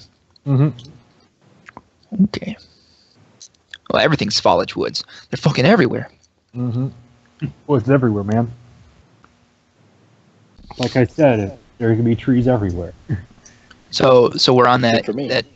we're on the eastern part of the map, just a quarter mile east of marker A. Yes. Okay. Along that road. Mhm.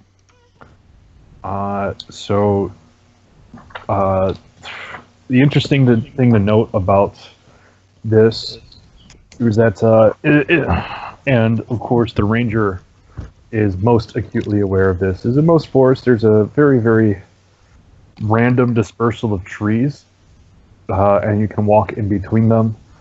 In this one, it seems like all the trees are just growing right up next to each other, and there's not a lot of room out there. Is that these trees are growing way too closely to each other than what you have ever experienced before. There is a very, very large fog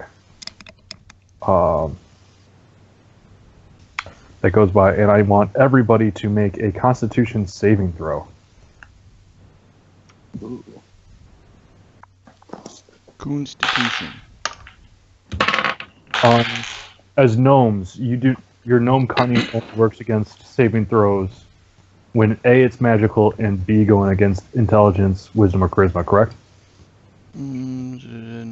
Advantage on all intelligence, wisdom, and charisma saving throws against magic. Yep. So this does not get gnome coming. But I get a +6 either way. Haha.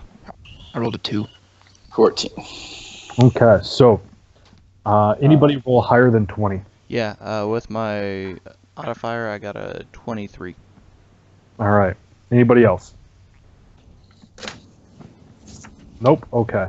So for everyone other than Toni, as you begin to breathe in this musty fog air, your body just begins to wear down a little bit, where once you're kind of super excited after this new adventure, you get to the early stages of exhaustion.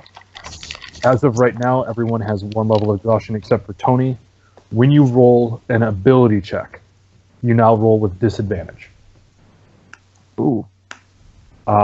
Attacks are still normal, damages are still normal, movement speed is still normal. It's just ability checks are now at disadvantage. Like deception and persuasion and stuff like that. Correct. Ugh. And what is this disadvantage? So disadvantage means that you roll a d20 twice, and you take the lower of the two rolls, still add your modifiers as normal. Okay. Yep.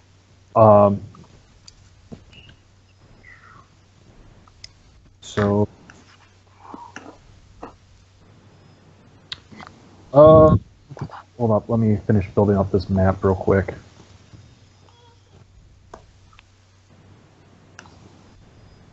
These.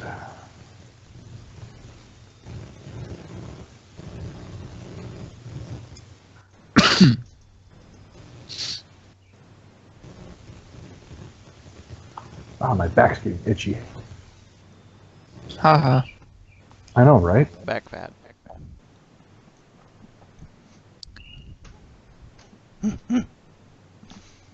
Major chop-chops.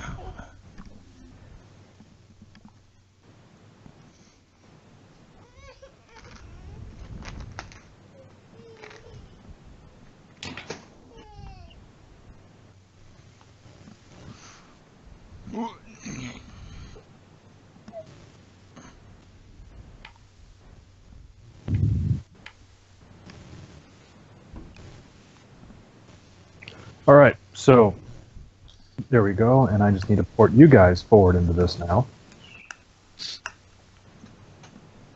We get a new map page. Yep. And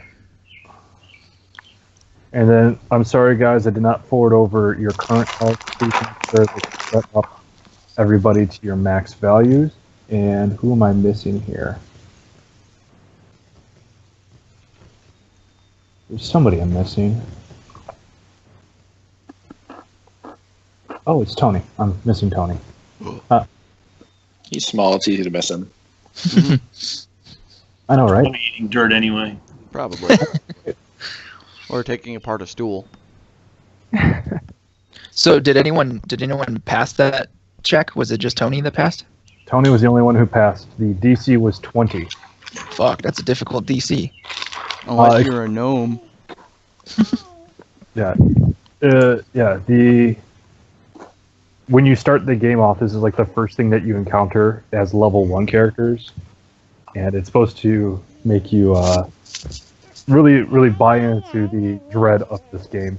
Mm. Oh. Because it's designed for you to fail it. So let's move off. Oh my gosh! Please, what I ask you to, game.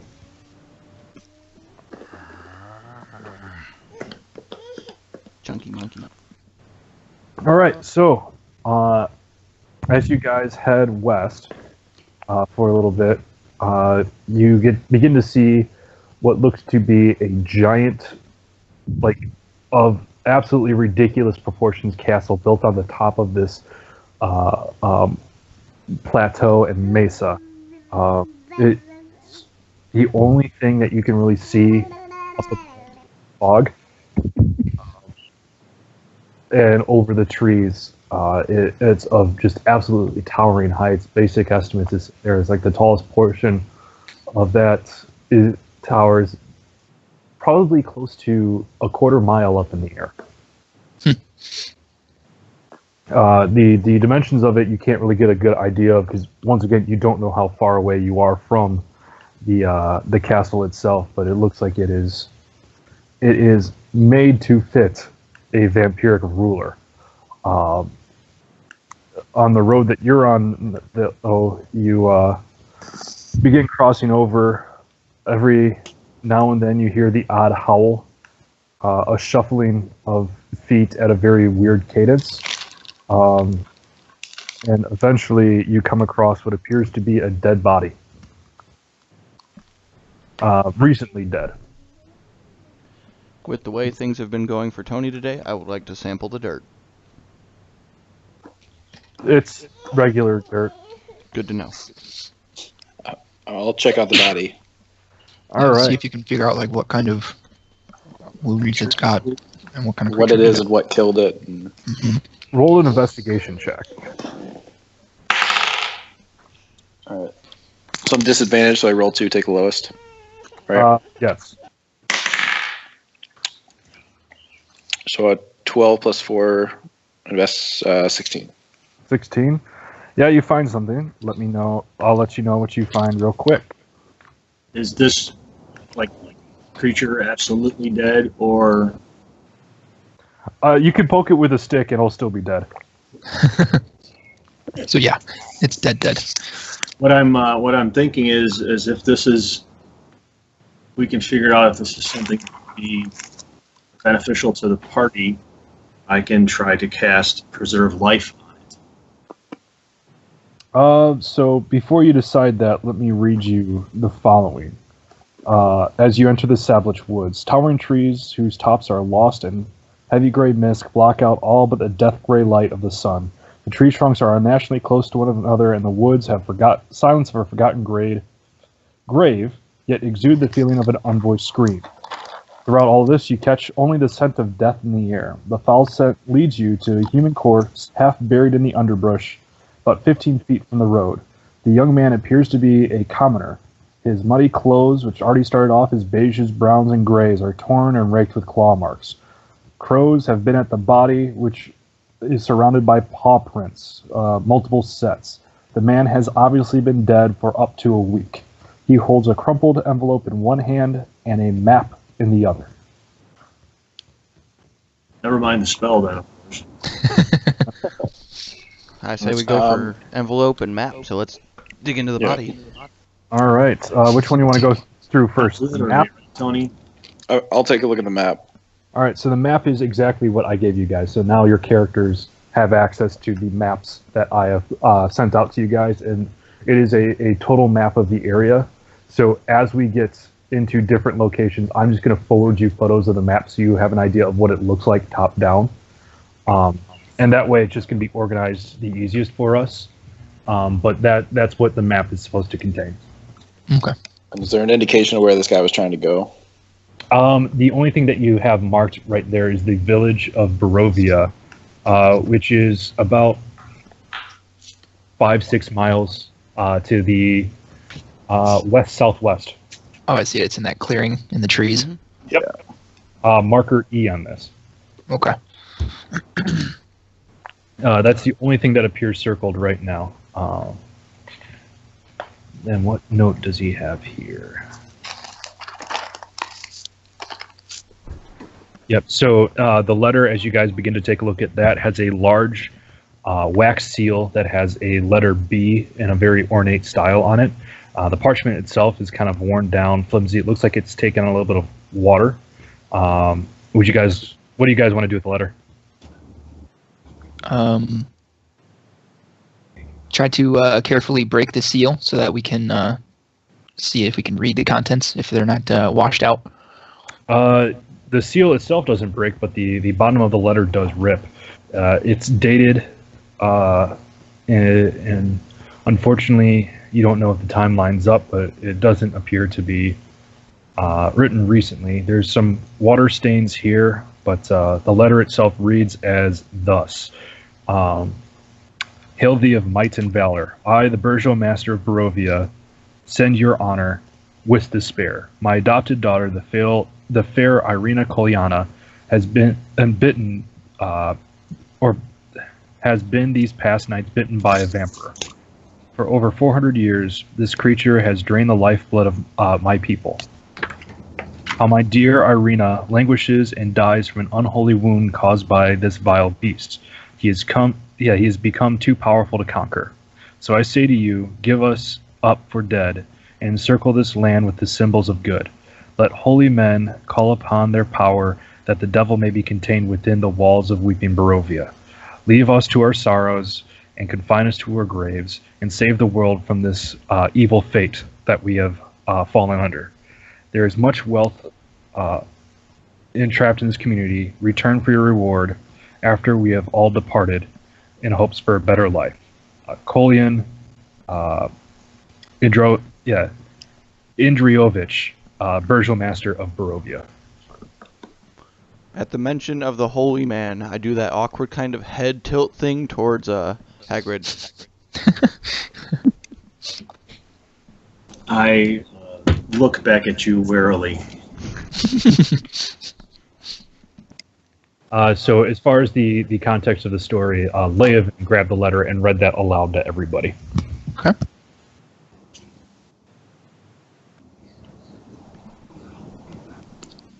Yep, Hagrid and I are having a moment of awkwardness. You guys just fucking kiss already? I think it might be the caked dirt around your face, around your mouth from your latest dining excursion. You know, I'm kind of starting to remind myself of Mole from the Atlantis movie. That's a thing.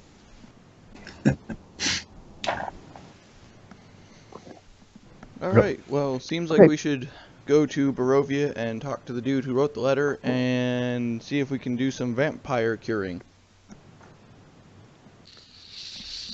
I like it. Yeah.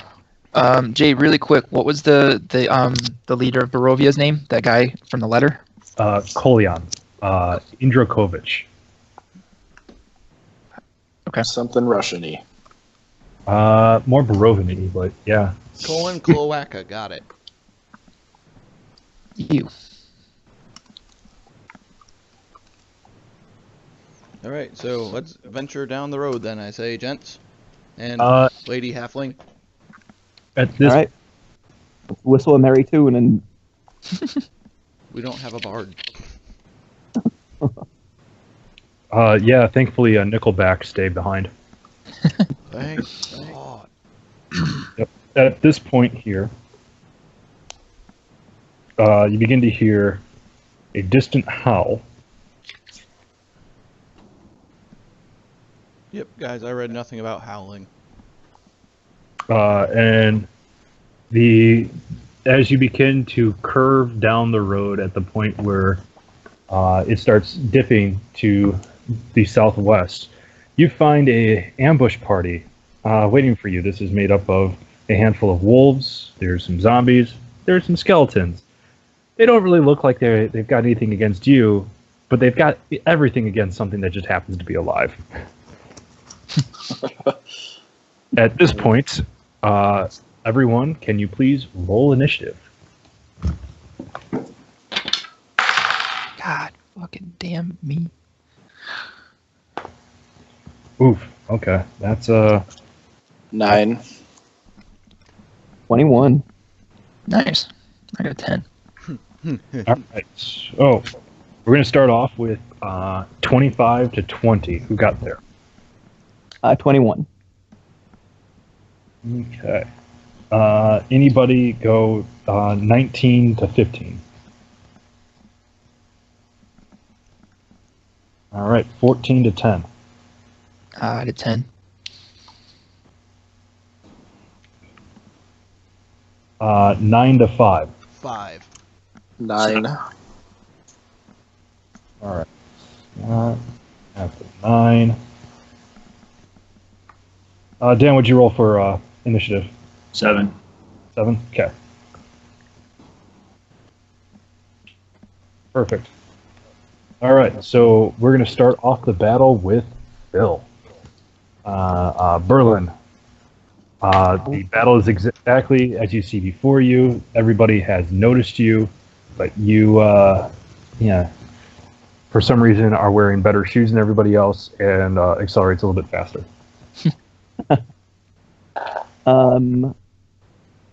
Okay, I probably just want to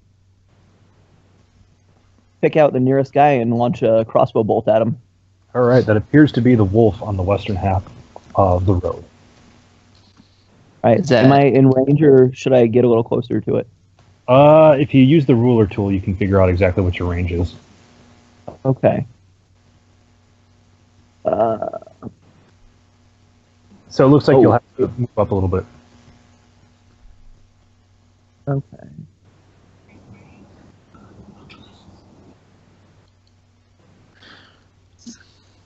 Sorry, I'm learning the... Alright, 1, 5, 10, 15, 20, 25. I'll go there. And then... That's decent, right? Yep, that's in range. Okay. Yeah, so I'll launch a bolt at him. Okay. Go ahead and roll to attack.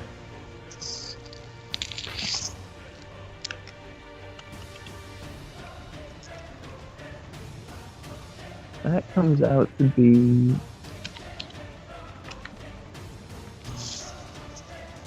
16. 16 hits. Go ahead and roll damage. Aye.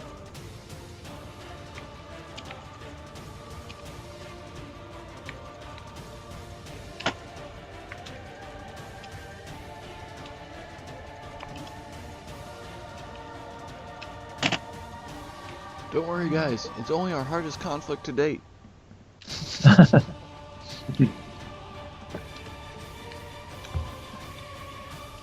So we can move around off the road here? Yeah. Okay. Or 15. 15 damage. 15 damage? I had the sneak... Oh, never mind. Sorry, take away... Because I don't have sneak attack on him. Actually, wait, no, I do. You do because it hasn't acted yet. Okay. Yeah, so 15. 15's right. 15? Okay. I always get surprised whenever people add in sneak attack damage. I feel like that's the appropriate way.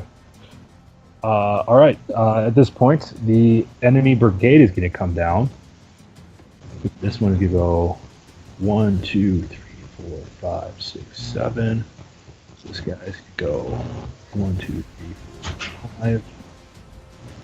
1, 2, 3, 4, 5. 6. 1, 2, 3, 4, 5, 6. 6, 7, 8. 1, 2, 3, 4, 5.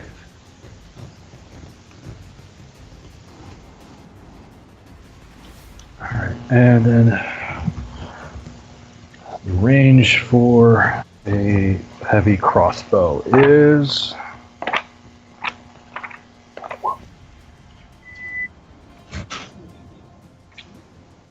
Which one of these tokens is mine? the tiniest of them. How'd I end up all the way over there if we just started on the road? I don't know.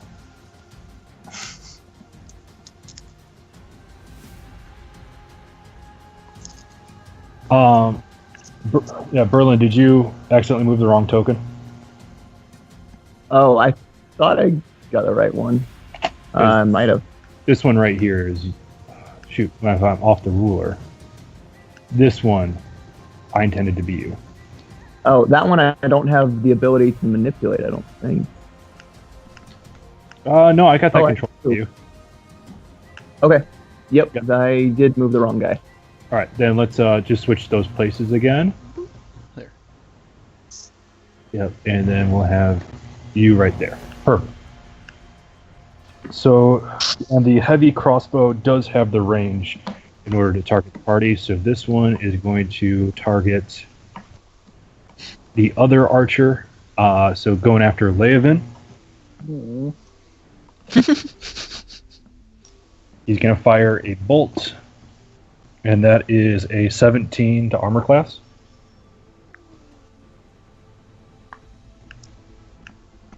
I think I'm a 16. Yeah, 16. Okay, so 17 will hit. And that will do 7, 8, 9, 10 points of piercing damage. Ugh. And then this wolf is going to make a bite and claw attack at Berlynn here. The first one is going to be a 16 to armor class. And the second one is going to be a natural 19. Who is he attacking? He's attacking Berlynn. All right, armor class is 14. So both hit. First one is 8 damage. The second one is 3, 4, 5 damage. So 8 and 5. 13 total. Yep, and that will end the enemy's turn. Lucien, you're up. Okay, I'm going to move around Berlynn to go here. Wait, that's not me. Sorry. Everybody's moving Toni today. I only noticed because your health is so much higher than mine. I was like, wait, that number doesn't seem right. And so I'm going to attack this wolf with my flame tongue dagger. Mm-hmm. And actually, no, sorry, I'm going to move here so that as to be flanking. Mm-hmm. And then I'm going to roll for my dagger with sneak attack. Does a 21 hit? It certainly does. Okay.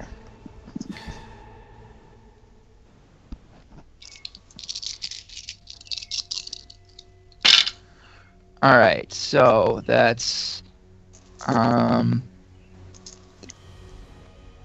16 damage. Okay. Yeah, this wolf singed, bleeding between the two strikes. It looks like it's on its last legs. Okay. Then I'm going to use my bonus action to make an offhand strike with my other dagger. Okay, go for it.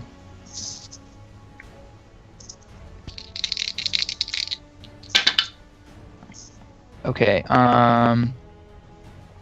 Sorry, give me just a sec. So that's a 20. 20 hits. All right. And then that is 8 damage. That as that dagger sinks in, that wolf just slumps onto the ground. The dagger follows, like, just kind of falls off, and the wolf's dead. Yay! Woohoo! Hooray. Anything else?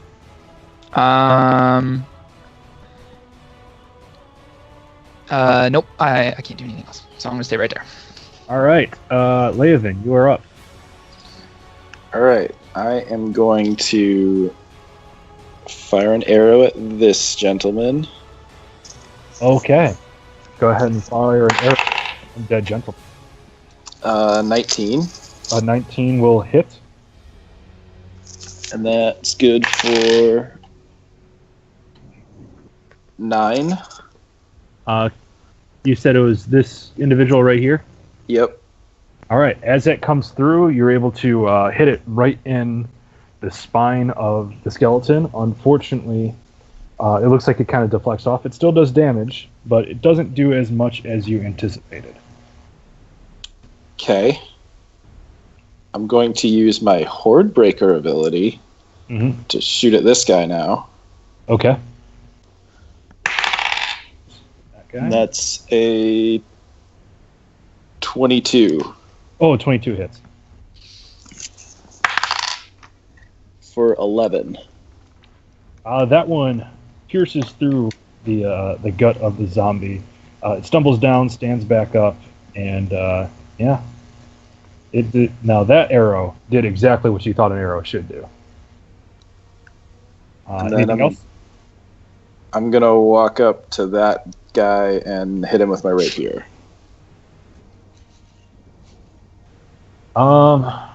Switching weapons. Okay, then I'll just... Bonus action? Can't switch then. So I'll just shoot. Yeah, you can attack with the arrow, and I think that's all. That's my extra action. Okay. Yep. 11, 18. 18 will just hit the skeleton. For a 10. This one deflects, like you sit there and goes like, okay, I'm going to hit this one in the head. You release the arrow, and just like any other rounded bone will do, hits there, takes some of the damage, deflects off. It doesn't do as much as you thought it would do, but it still does damage. Perfect. All done? Yep. Let's go Goliath time.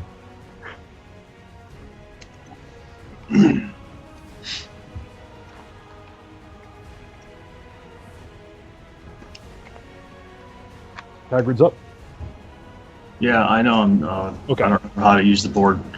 And I'm also having trouble trying to find the information on my spells.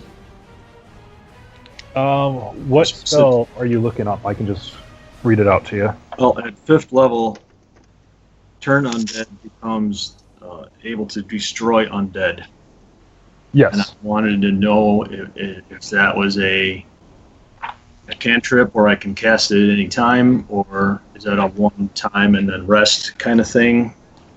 I believe you get a certain number of uses per rest, but let me make sure that I have that right before I tell you anything specific. Destroy undead. When an undead fails its saving throw against your turn undead feature, the creature is instantly destroyed. So it looks like whenever you use turn undead, it gets that ability if it fails. So turn undead is any creature that can see or hear you and is within 30 feet must make a wisdom saving throw. So it looks it's not something that has any sort of numbered uses. It's you spend your action doing it, and that's it. So you can do it as many times as you have a regular action. Okay. I have no idea. Like I said, I don't remember how to use the board. I don't know if I'm close enough to so this that on the skeleton or not. Yeah, this guy right here, if you're looking at the top right portion of the map. I know where I'm at. I don't know how to move. Okay, you just use the arrow keys to move him, and then every square counts as 5 feet of your movement. You do have to click on your token first before you can move it. Yep. Let me make sure that I have this set up so that you can move it. That's the problem. I don't have it controlled by you. If I let you have it controlled, then you should be able to do it. Jay's fault. Yep. All good. And Mike, you know better than to go the DM. Hey, I'm just gonna blow myself up again, so I kind of assume it's gonna happen. So try clicking on your Goliath right now. Does it give you a box, like it puts it in a box around you? Yeah, and then a bunch of other weird shit on there too. Yeah. So you don't have to worry too much about that right now. You can just use the arrow keys on your keyboard to move boxes. And with a movement speed of 30, you can move 6 boxes. In any direction. Diagonally counts just like going up, down, left, or right. Mm-hmm. Well, I won't be able to get to them then. You just have to get within 30 feet of them, so you can get the first 3, it looks like. Really? Yeah. I wanted. Because if you use your movement speed to move right there, you'll have 3 creatures within 30 feet of you at the very Oh, least. that's right. Yeah. Okay. I keep forgetting that moving is no longer counted as your action. Yeah, it's just a weird free action thing. Well, back in the day, if you wanted to do anything, movement was counted as your turn. Yeah. Thankfully, Dungeons and Dragons isn't so advanced on this one. They just sit there. It's like, hey, you know what? You're gonna play this game, but Yeah, Jay. Also, we've pretty much established Tony's a DM punching bag. yep. I can move to that, and I want to cast Turn Undead, Destroy Undead. Mm-hmm. So Whatever's in range. All right, so those 3 are easily in range. I think these might be in range as well. 1, 2, 3, 4. Oh yeah. Basically, the 5 right here. So up to that guy right there. This is going to be this one I'm about to highlight is the only one not in range. Okay. Those 5 have to make a Wisdom saving throw against you. What is your spell DC? 16. 16. All right. And undead really aren't that wise. That's why they're undead. First one rolled a 4. Second one rolled a 5. Third one rolled a 15.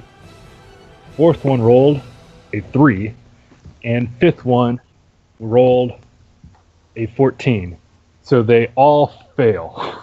So with Destroy Undead, that means that anything with a CR of 1/2 or under is automatically dead. Correct.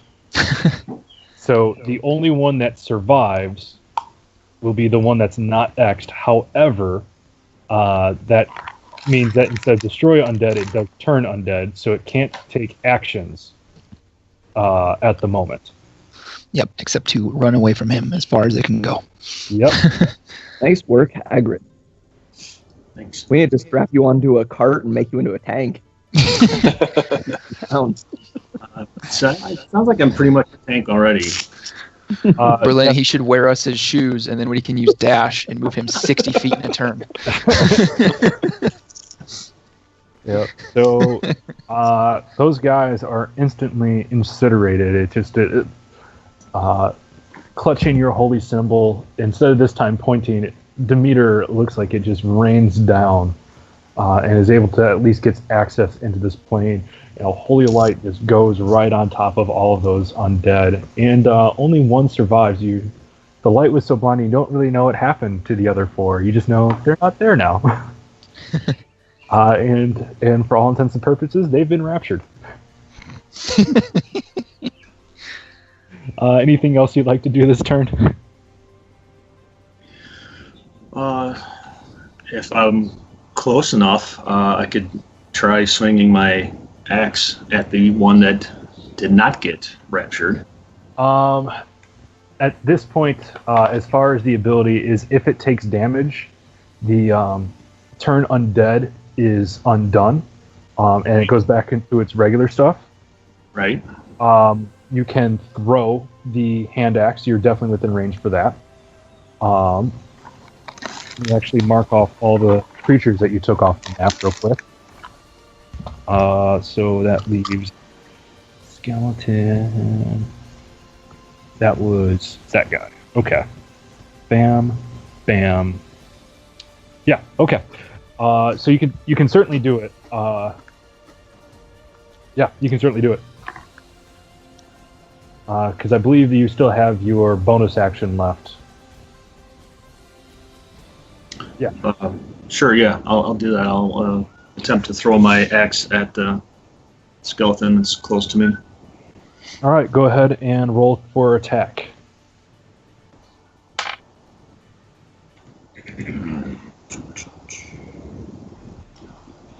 What do I get to add? This will be whatever the attack modifier is. So the numbers that make it up is your proficiency modifier and your dex bonus. Yeah, Dex, since you're throwing it.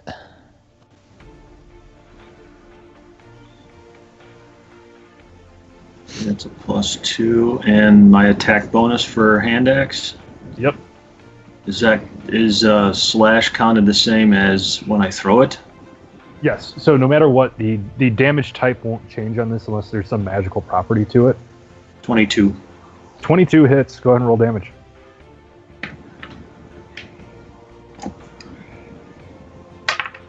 Six. 6 damage. All right. So you're able to just with your free hand wing a hand axe over. It lodges itself right into the head of the skeleton warrior, and it just stays there. If it had an eye, it would clearly be shouting out and wincing in a lot of pain, but it looks like it's not really phased too much by it. And then we'll put that down there. But yeah, you're able to play lawn darts with the skeleton head. Nice. Yep, all done? Yes, sir. Toni. So, what's left alive? Shit. There is a wolf, the zombie archer along the way, and then the skeleton. I think I'll go after Zombie Archer. All right. 1, 2, 3, 4, 5. So I'll go right there. I will roll for attack and I want to use Thundermonger as well. Okay. I can tell you right now, I missed.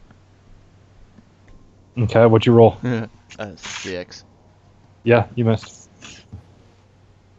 plus 5, so 11 total. Yeah, I definitely. No way. Yep. All right. Yep. Anything else you can do this turn? I'll try and throw a flashbang at him Okay. as bonusy action. Oh wait, no, I can't do it as a bonus action. I have to reload. Never mind. All right, so you spend your action reloading. That brings us back up to the top. Bill. Okay. So we have this skeleton and this wolf still around, right? Yep, you've got Oh, and this guy.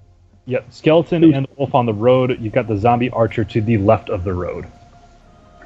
Okay. Let's see. 1, 2, 3. To make you aware, this one is you again. Yep. So I'm going 1, 2, 3, 4, right here. Okay. And then I'm going to use a bonus action to hide behind this dude. All right, so right behind the Goliath, go ahead and roll stealth.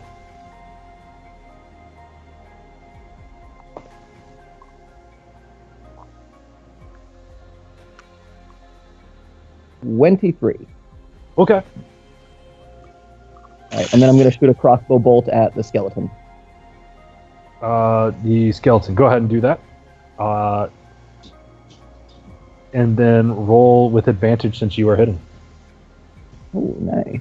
Yep. And just for the record, if you try to hide, I will not let you know if you are hidden unless you try to make an attack. Okay. Yeah, because you honestly, you would believe you're hidden, but you don't know for sure until you try to pounce.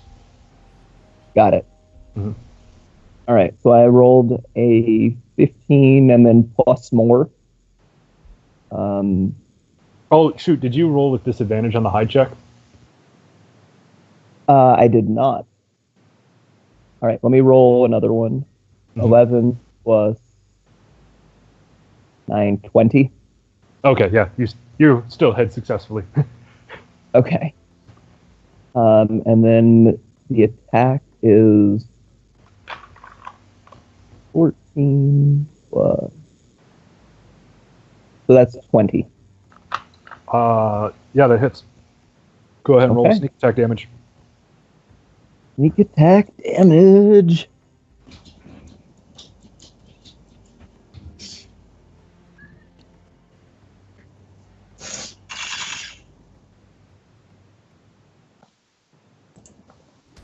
That is 10, and then I get my standard damage.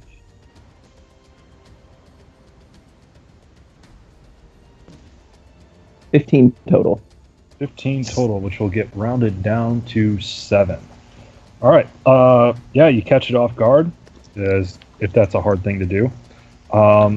Instead of hitting in the hand axe in the front, you decide to shoot it right at its throat. Once again, deflects through. It looks like it definitely was staggered a little bit, but it's still kicking, but just barely. All right. Yep. That should do it. All right, all done? Yep. Enemy's turn now. This guy is going to come up there. He's going to stay put. And then 1, 2, 3, 4, 5, 6, 7, 8. And then is going to dash 1, 2, 3, 4, 5. All right. There we go. So he used both actions to move. The skeleton warrior is going to make 2 attacks at the Goliath. The first one is going to be a 19 to armor class. Hits. Second one is going to be a compiled 20 to armor class. Also hits.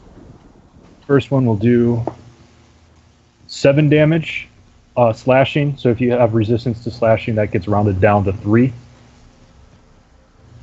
Because I can't remember what Goliaths naturally have. Oh, do they have a damage resistance?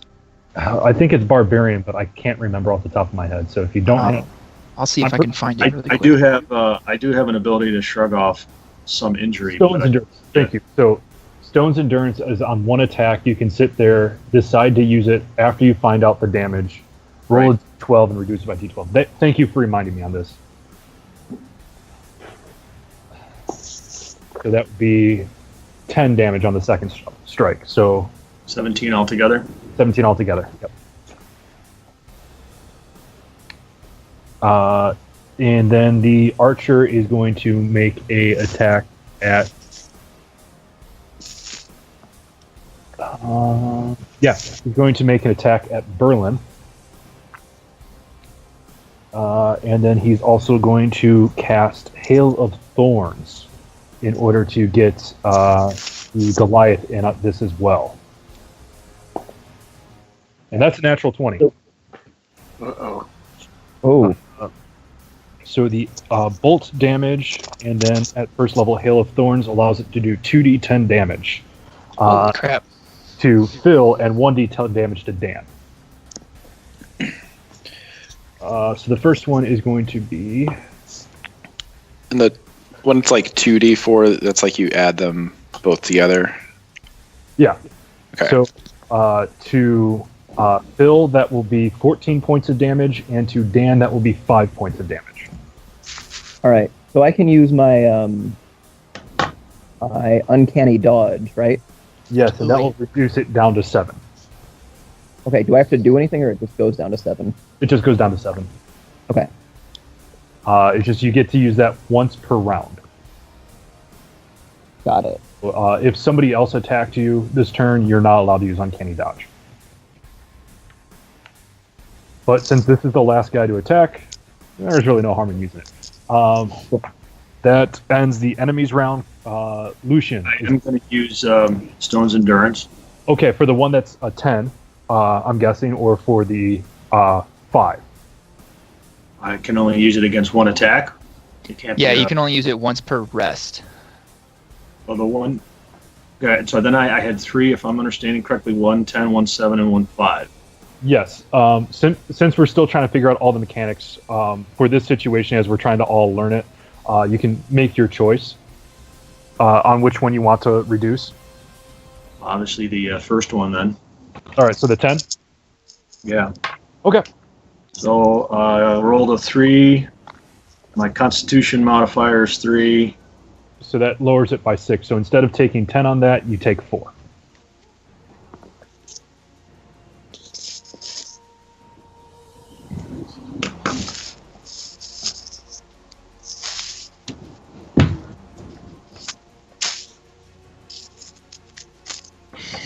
All right. Okay.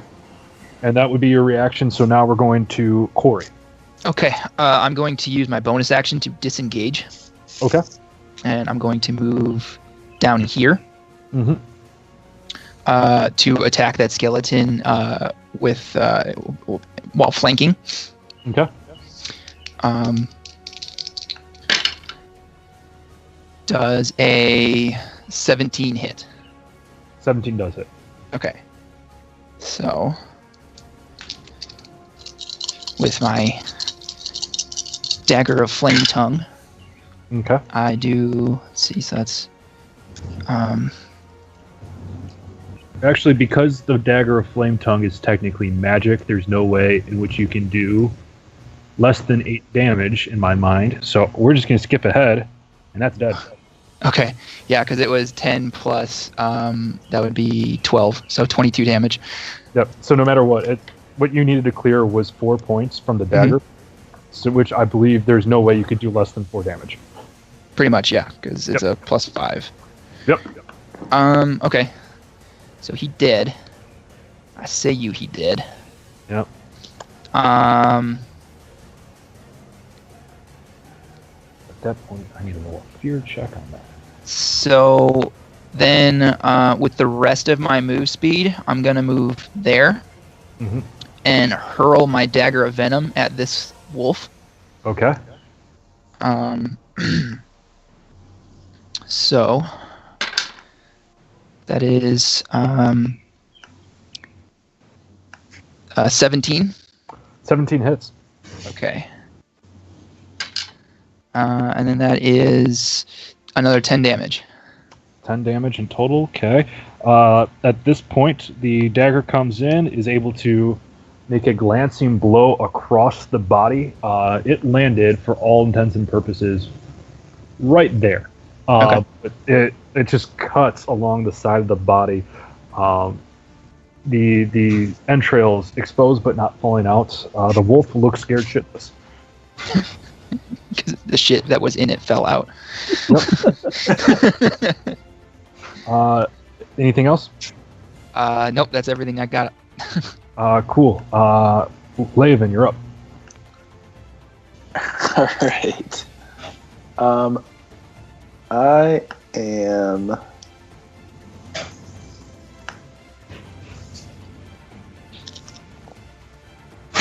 am I doing?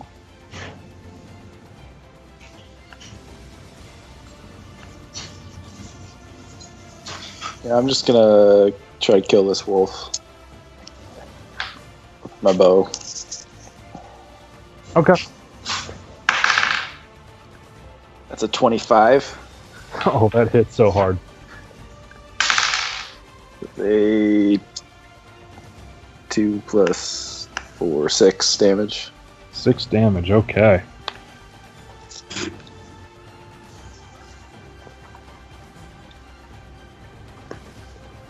All right. Yeah, that's an arrow that looks pretty nasty as it's inside the already exposed entrails of the wolf.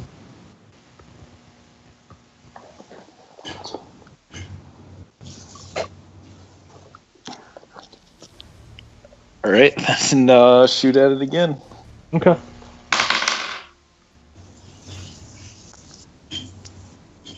Uh, 14. That's what that is. 14 will not hit. This one, you misjudge the strength you need on the bow, and you shoot it right underneath it, in between its legs. If this was Skyrim, the eye just opened up and turned white.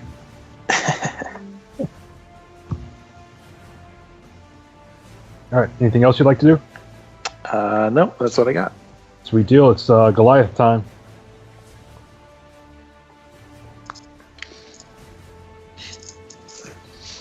All right.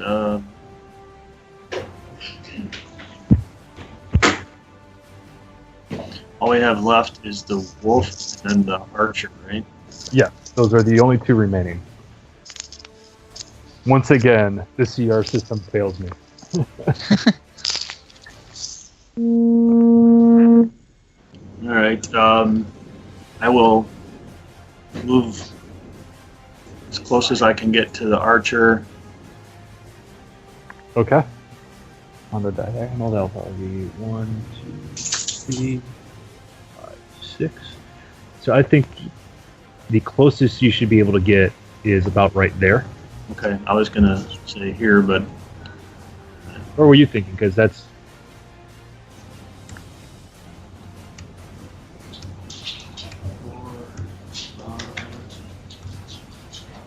oh yeah, you're right. Okay. Sorry, I should not. No, you're good. No, There's a number of times you doubted me because you were right and I was wrong. and I will, as I am to understand, I can cast Destroy Undead again. Yeah, as far as I understand, that is something you can do every turn. Okay. That's pretty sweet. Yeah. Based off of what the player's handbook expressly said, it does not have a certain number of charges. It's just an action. Yeah. Yep. So the wisdom saving throw is 16. Correct. Yep. He rolled a 7. He is frozen in place, pissing his... Well, if he had a bladder, he'd be pissing his boots at the mere sight of a holy Goliath. But unfortunately, he does not immediately get raptured.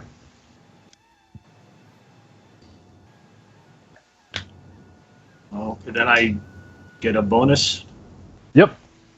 I'll do it again. All right. So unfortunately, you don't get to do it again since that's a bonus action. It's Is got to like- be different. Well, no, because your main, like, it counts as your main action. Your Okay. bonus action is like throwing a light weapon, like a hand axe, taking a potion. Unfortunately, you won't get to be able to sit there and cast a holy incantation like that. Spell up to 2nd level, you're allowed to cast. Then I will cast Guiding Bolt at the archer. Okay. What that is? I looked it up yesterday, but I don't remember what it is. I've got this right here. Guiding Bolt allows you to find traps. No, that's a spell, find traps.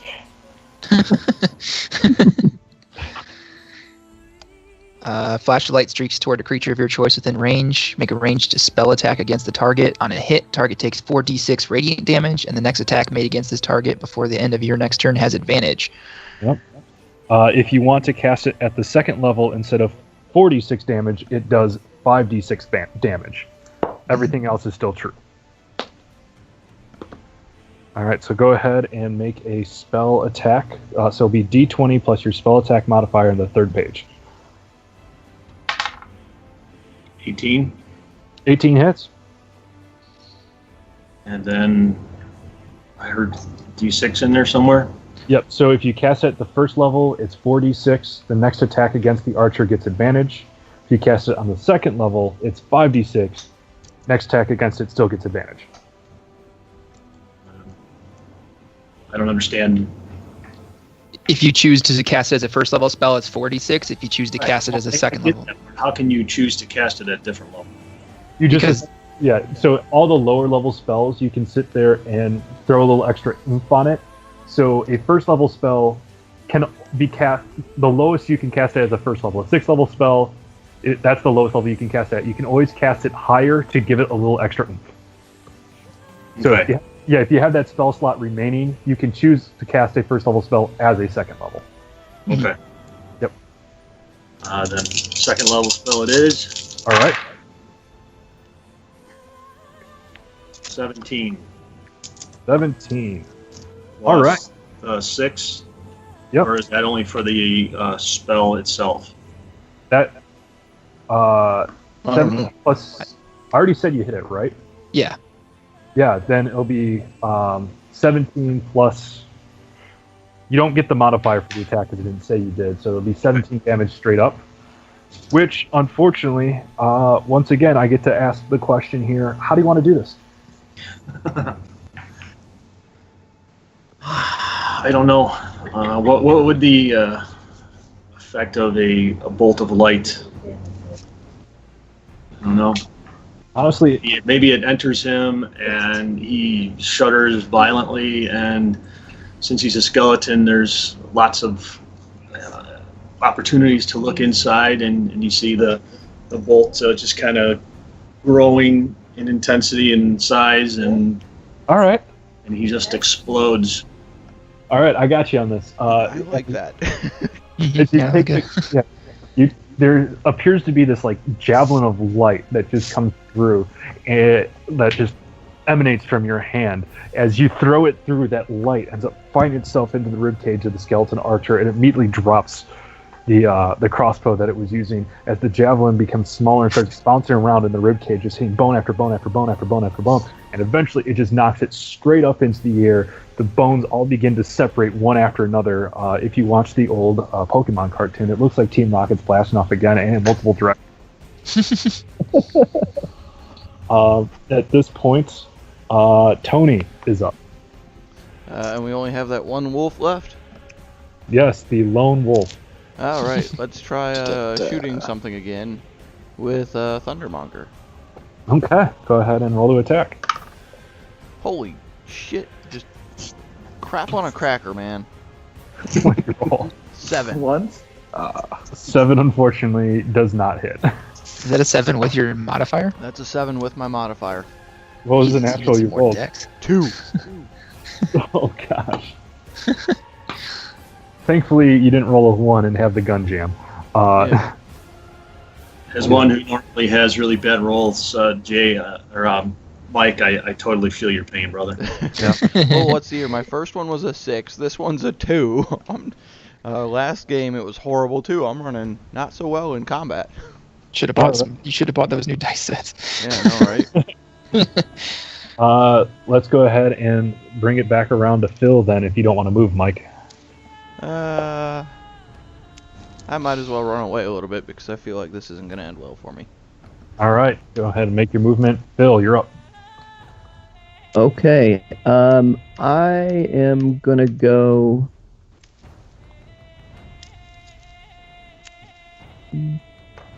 That looks good. I'm gonna hide there, and then try and. What is your class size? Like, are you a medium, a small? Small. Okay, then you should be able to try. Go ahead and roll stealth with disadvantage. Yeah, so I have the natural stealthy ability, as you can attempt to hide even when you're obscured only by a character one size larger than you. Yep, that's what I was making sure, is that Lucian was medium and you were small. If you were both medium, you wouldn't have been able to do it. Oh, gotcha. I'm medium as fuck. Yeah, whereas the Goliath, technically, even though it's medium in stature, is told to be judged as a large. Yeah. For most intents and purposes. Yes. So I do this at disadvantage, right? Yes, you do it at disadvantage due to the exhaustion. Right. Hey, imagine how nice it'd be if I had disadvantage. Well, I've rolled 1 twice, but I get to re-roll those because I'm naturally lucky. Yes. This is true. So I got a 10 and a 9, which I'm up to 19. 19, okay. All right, and then I attack the wolf with a bolt. Okay, for this one. Yep, unfortunately it noticed you, so you just do a regular attack. Okay. Where's my exhaustion here? What's the second level of exhaustion? Is there a way to try to make a save from the exhaustion, Jake? And like spend an action to make another Constitution saving throw? So there's 2 ways in which you can do it. Is one, if you have restoration spells. The other one is by get rest So with this being magical, you can always use restoration. Otherwise, you need to sleep it off. Eat food. That will be how you do it. Okay. 291 is what I need here. So I got a 13 to attack him. 13 unfortunately misses. Okay. All right. What's your bonus actions you want to use? My bonus was to try and hide. Okay. And then you moved already, so your turn's up. The wolf is going to try to flee. Make an acrobatics check to jump into the woods. Rolls a natural 20. So this wolf, howling away, wounded and limping, was able to make one great big jump in order to get over. At this point, the battle is done. Due to the amount of time that it took, if I can have everybody roll another Constitution saving throw. God, what's it? Is the DC 20 on this still? Yes. So yeah, nowhere close. I have to roll a natural 20 to make this throw. Yes. And I rolled an 18. Same. Anybody roll above 20? 25. Toni, once again, for some reason is able to breathe without it taking notice of the fog magical properties. Everyone else gets another level of exhaustion. For this one, your movement speed in battle is halved. Oh no. Yes. You guys should have eaten the dirt. Told ya. It'll increase your constitution. Yeah. It turns out he got sick a lot as a kid in order to get all those illnesses out of the way early. I want to go retrieve my dagger. All right. For the sake I of would like to brevity. get my hand axe back. Yep. So, for the sake of brevity, as long as you guys don't run away from a fight, you're able to retrieve basically everything except for arrows, bolts, and consumed bullets. Okay. Yep. So honestly, I'm not gonna waste time rolling that. You spend enough time for you to get there. What about looting? Looting is always something you need to say that you're doing, but getting back what you already had is always going to be just happens. I was actually suggesting we loot. Yeah. So. I want to loot. Yep. So is that investigation with disadvantage there? Yep. I can do investigation. I'm not disadvantaged. Your character not. Yeah, my dice are. Hey, I just rolled a natural 20 plus 6. All right. 7. That's up. So while everybody else is just picking up pieces of bones and sinew and rotting flesh, Tony's running around if this universe had somebody called the Flash, it would look a lot like Tony right now. It's just looking dry as ever. Everyone's looking really pissed because everyone else is tired and cranky and miserable, and then there's Tony just being Tony. You know, the worst part is this inadvertently plays perfectly for my character. Yes. As you come into the the skeleton archer, the only thing that really has anything of value, it has a heavy crossbow that appears to be enchanted. As you spend time looking at it, it looks like the enchantment is that it's able to create a flurry of bolts. So it allows you one use per 24 hours, where you can cast Hail of Thorns at its base level. So, me being the energetic, spastic Tony I am, unaffected by this realm, I hold it up and scream at everybody, "Enchanted crossbow, who wants it?" Enchanted heavy crossbow. Yeah. Yeah, who can use a heavy crossbow even out of us? I don't think I can. I don't believe I Anybody can. could use it, they just don't get their proficiency bonus. Right, yeah. Who's Gotcha. proficient with them? Well, I am since I not have proficient. I'm a crossbow expert. It doesn't give me proficiency with them, but I'll take it if nobody wants it. All right. Actually, never mind. I was just reading through it. There's no advantage for me using it at all. Other As than you, the Hail of Thorns, that's really the only advantage. yeah, and that's a ranger spell anyway, so Scott probably already has access to it. Wait, what? Yep. So rangers have limited magical spells, and part of it is you can create arrows that, like lightning arrow, hail of thorns, hunter's mark, where you can do Yeah, I extra. have. Yeah, I didn't see Hail of Thorns on It should be. my list. I don't know if you have it yet, but eventually you should have it. Okay. Um, So I'm interested, Tony, in how much you would be interested in letting me purchase that from you for. Better plan, giant man. Here you go. And just hand it over. yeah. I shall do best to use it for you.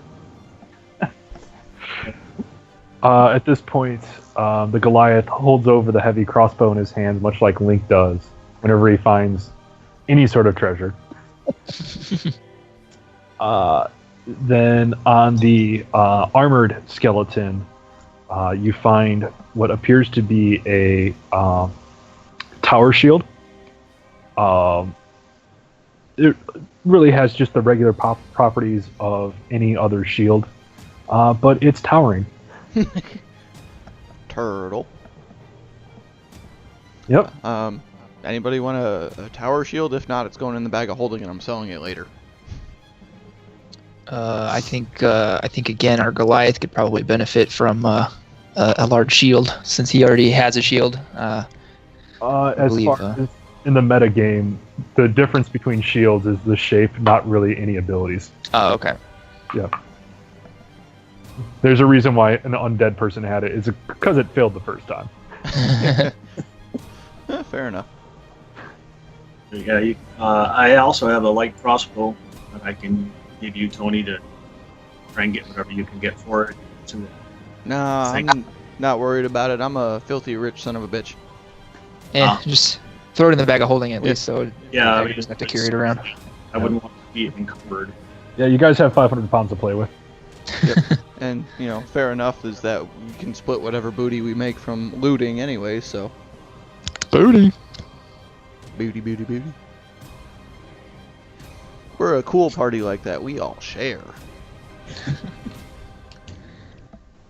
Yeah. So, with this fog disadvantage, and most of us being at the second level Mm-hmm. of disadvantage, is that something that we can rest? Based It's off not a of good place. based off of if you guys just took 10 on a survival check, any of you would instantly realize that the fog itself does not appear like it's going to dissipate anytime soon. You can try resting here, and you'll maybe be able to regenerate a handful of things. However, you'll probably wake up feeling even worse than if you just left here trying to find somewhere to get out of the fog. See if maybe the town isn't engulfed in the fog. Yeah, we should definitely go to the town since we were just mobbed by like 10 guys. I don't want to sleep at the same place they were hanging out in. A common sense check would also sit there and goes like, well, that wolf ran away howling. It probably isn't alone. Maybe we shouldn't find out what's coming back with it. So, in my storings of shit into the bag of holding, I remembered that I have a longsword +1 with an enchantment that allows 1d4 additional fire damage. Anybody want that? No, I'm set. I can't really use that. Wait, what is it? So it's a long sword that is enchanted. So it's a plus sword. So both your damage and your attack rolls automatically get +1 from the weapon. And then it also does an additional 1d4 fire damage. So it'll do its regular 1d8 plus your regular modifiers, add 1 to it, and then an additional 1d4. The only one of us here who is proficient with martial weapons, which is what a longsword is Scott. Yep. Yes. I was trying to see what that means for me. It means that you get to do an additional 2 to 5 damage. Let's take it then. Okay. Throw flaming sword out of bag of holding towards Scott. All right. So Scott, I will have all of the I'll write you out what that sword can do. Perfect. After the game. Just remind. I'll just make a note. You're Leovan, right, Scott? Yes. Okay. I'll just send him what you sent me, Jay. Perfect. All right. So as you guys decide to continue heading towards the west, or west-southwest along the road, you eventually come to what appears to be a set of gates. The fog still spills out of the forest to swallow up the road behind you. You turn around, you can't even see the corpses of the corpses that you already dispatched. Ahead, jutting from the impenetrable woods on both sides, are high stone buttresses looming gray in the fog. Huge iron gates hang on to the stonework. Dew clings with a cold tenacity to the rusted bars. Two headless statues of armed guardians about Leovan's height flank the gate, their heads now lying among the weeds at their feet. They greet you only with their silence. Alright, so you got all that information, Scott? What is... I don't see... It's on the right-hand side. Oh, yep. Now I see it. Okay. Just wanted to make sure you had it all before I deleted it from my bag of holding. Yes. Sweet. Yep, so you're at what appears to be the gates to Barovia.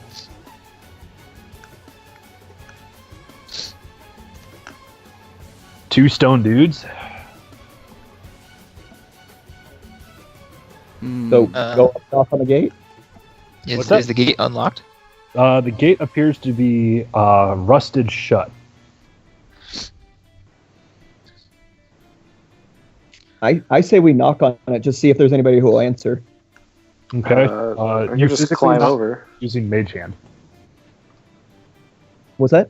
You physically knocking or using Mage Hand? I'd use Mage Hand. Yeah. I'm gonna use my Mage Hand.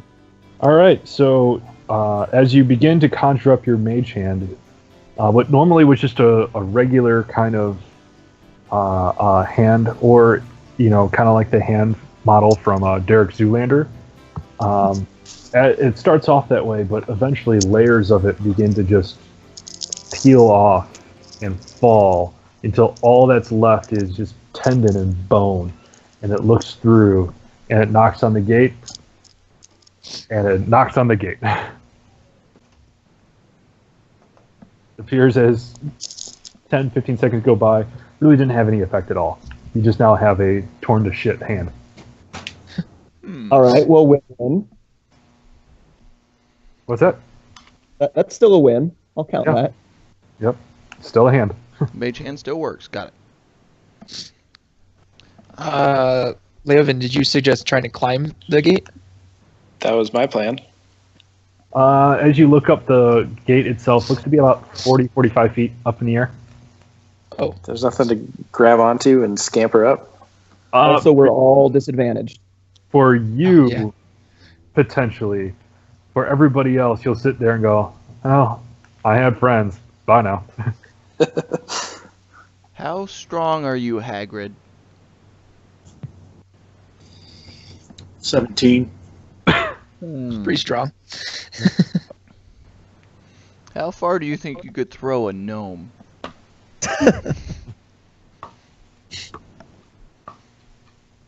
Not even sure. I don't know if I can throw you 40 feet in the air. Wait a minute. I'm an idiot. How sturdy does this gate look? I want to do a perception check on that. Okay, go ahead and roll perception. Since you said it's rusty. Yep. I got a 6 plus 3, so 9. As far as its strength, it appears to be based off of the rusted together pieces of metal,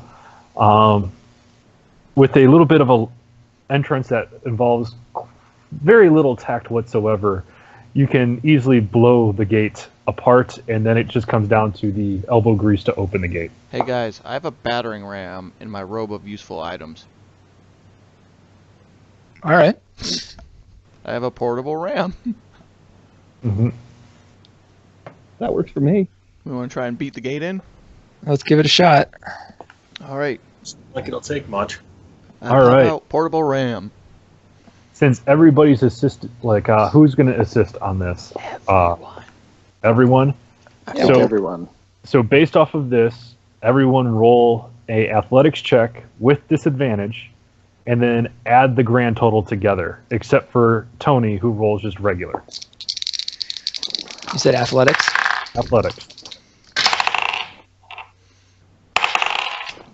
Well, for a gnome, that's about accurate. I rolled a 4.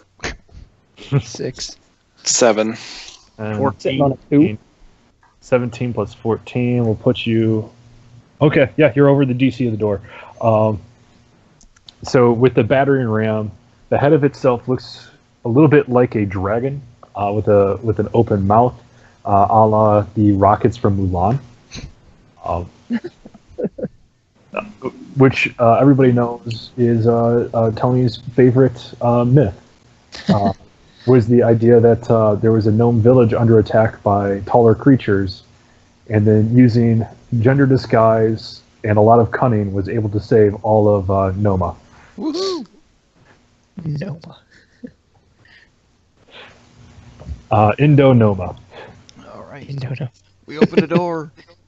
Yeah, the door, the battering ram was enough to break the rusted seal in between the two grates, and you just hear sort of a really sharp screech that I can only equate to that one douchebag in your class with long nails that liked to scratch the chalkboard because he knew how much everybody hated it. All right. I would like to stick that into the bag of holding. All right, Oh. that's there. Hey, I just looked up the portable ram. It's kind of cool looking, like reading about it. Mm-hmm. Awesome. All right, into the bag of holding. All right. It is held by that bag of holding. As you look out, you're beginning to see clearing to the west after you walk for about maybe another 20-25 minutes. And then the fog begins to clear. Let me get my map out here. Yeah, fog begins to clear. You're still on the trail, but your visibility is getting better. You can hear a distant howling behind you, but you are now beginning to see the end of the forest. Well, before we left that gate, I want to make sure we shut it again and found a manner to lock it. Okay. We just knocked it in with a steel battering ram. Yep. Thankfully, you went out the center and the hinges didn't break. Mm-hmm. It's obviously locked for a reason. I'm assuming there was like a wooden post or something behind it. We should probably find a way to close it back up. Yeah. Almost like the Burgomaster of Barovia said, leave this door shut, just leave us to our own deaths. Yeah.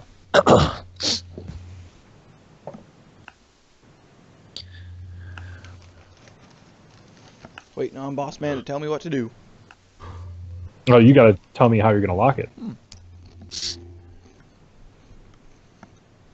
You're going to do something, just tie it. If you're going to,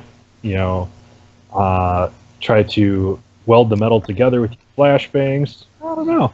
It's not my job to decide. It's just my job to tell you what happens. Let's see here. What do I got with me? 2 monsters, 2 daggers, 2 lanterns, steel mirror, 100 feet of rope, and 2 sacks.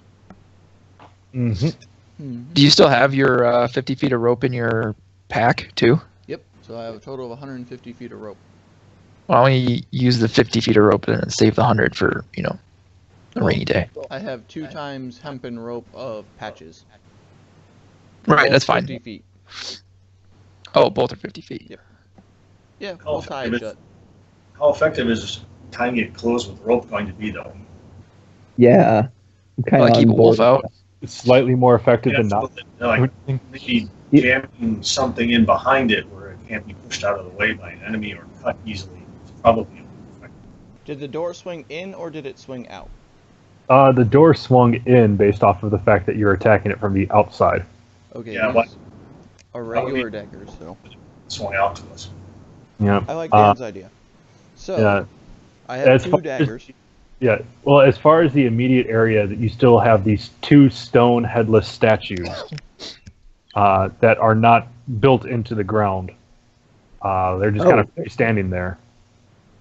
With that stone, given their height of Leovan size, they're probably close to 500 pounds each. Are they... And they're on the outside, though. Yep. They're on the outside. So we'd have to like drag it. Yes. What if we just grab one of If the we head, tie, wedge oh, that you in? want to? You just want to grab the head from that's on the ground. Yeah, I mean, it may not be as heavy as the rest of the statue, but we could at least use it with something. Doorstop. Yeah. Kind of. Yeah. Oh, yeah. Like a jam? hmm Yep. Okay. That one I'll definitely let you guys take 10 on. Is you grab up the 2 heads from the beheaded statues, looking at the way that the gates open up, try to find a way to break it into the size, like into pieces, put the size you need into the door, like the hinges of the door, and you feel fairly confident with you being the only ones being able to pass through without a significant amount of time to break the door at its hinges. Okay. I'm okay with that. Yeah, I think that's good enough. Mm-hmm. Probably about as good as it's gonna get. Yeah, with how crappy it is. Let's go find a blacksmith. We'll fix this. All right. So as you continue on, like I said, about 20-25 minutes later after the gate, you're able to complete about 1.25 miles, and you find a clearing. The fog begins to fade. You guys will not need to roll Constitution checks at the moment. And you start seeing west about maybe 1, 2, 3, 4, 5, 6. About 1.5 miles ahead to the west, you find what appears to be a village.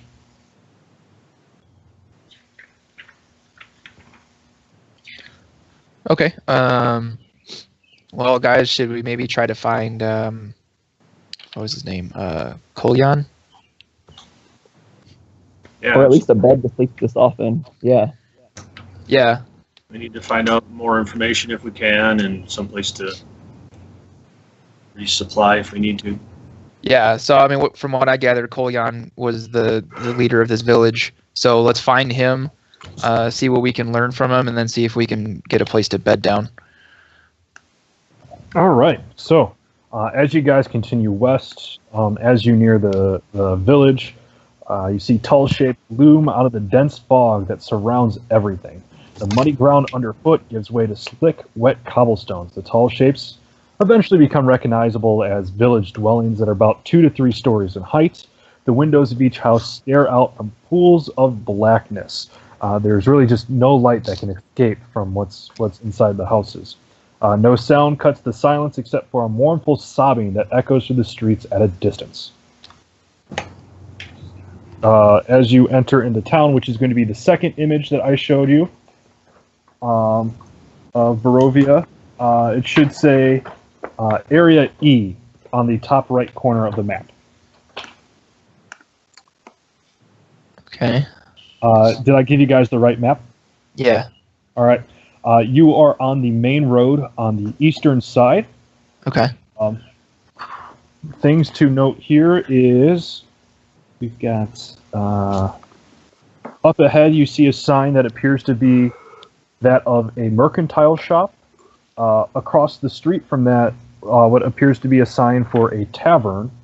And directly to the right of you, what is E7? Appears to be kind of a sort of cleaned up house.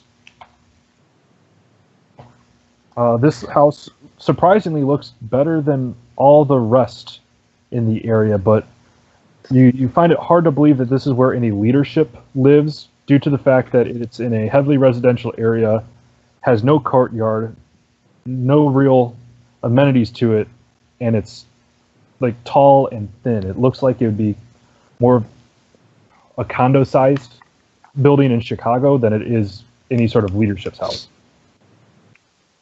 What do you guys think about hitting up the tavern to get some info and see if they've got an inn?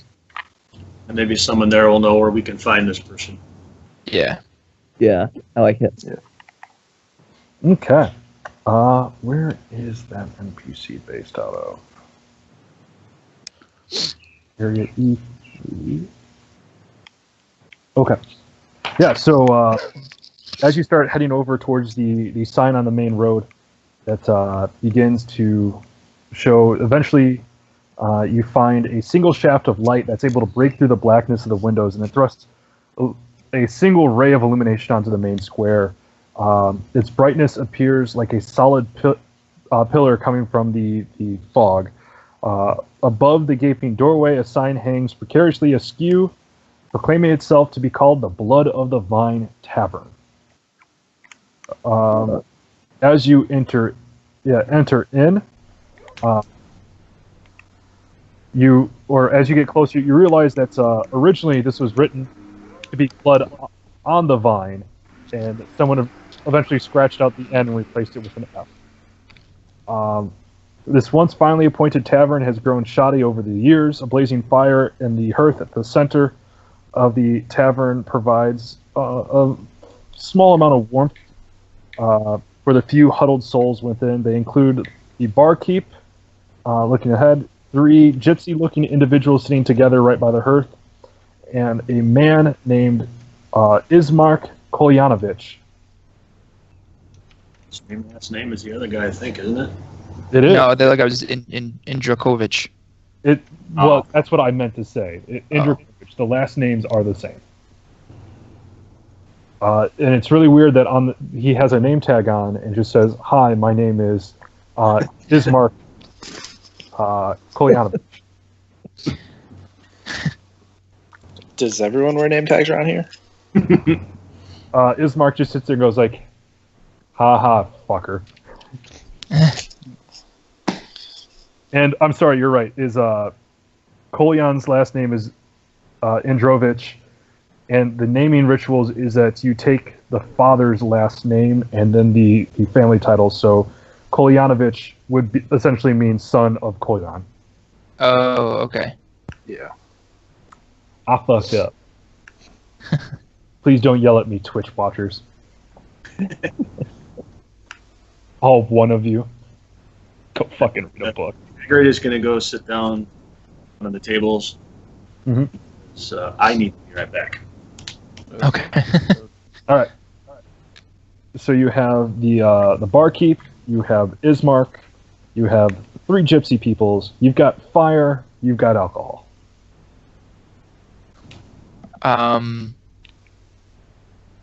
Okay, so we need to talk to Ismark, maybe on where to find his dad, and try to find any information we can about how to get to Strahd's stronghold. Mm-hmm. And also talk to probably the barkeep about finding like a warm bed for the night. All right. So who wants to talk to Ismark? Who wants to talk to the barkeep? Let's talk to Ismark. All right. So we're going to start off with by just saying your name, because I can't. Unfortunately, Phil, I can't distinguish your voice distinctly yet. If you want to talk to Ismark, say your name. Phil. Okay, Phil wants to talk to Ismark. That's it? I will too. All right, Leovan will talk to Ismark Kolyanovich. Who wants to talk to the innkeeper? Or the barkeep? Lucian. Lucian, and anybody else?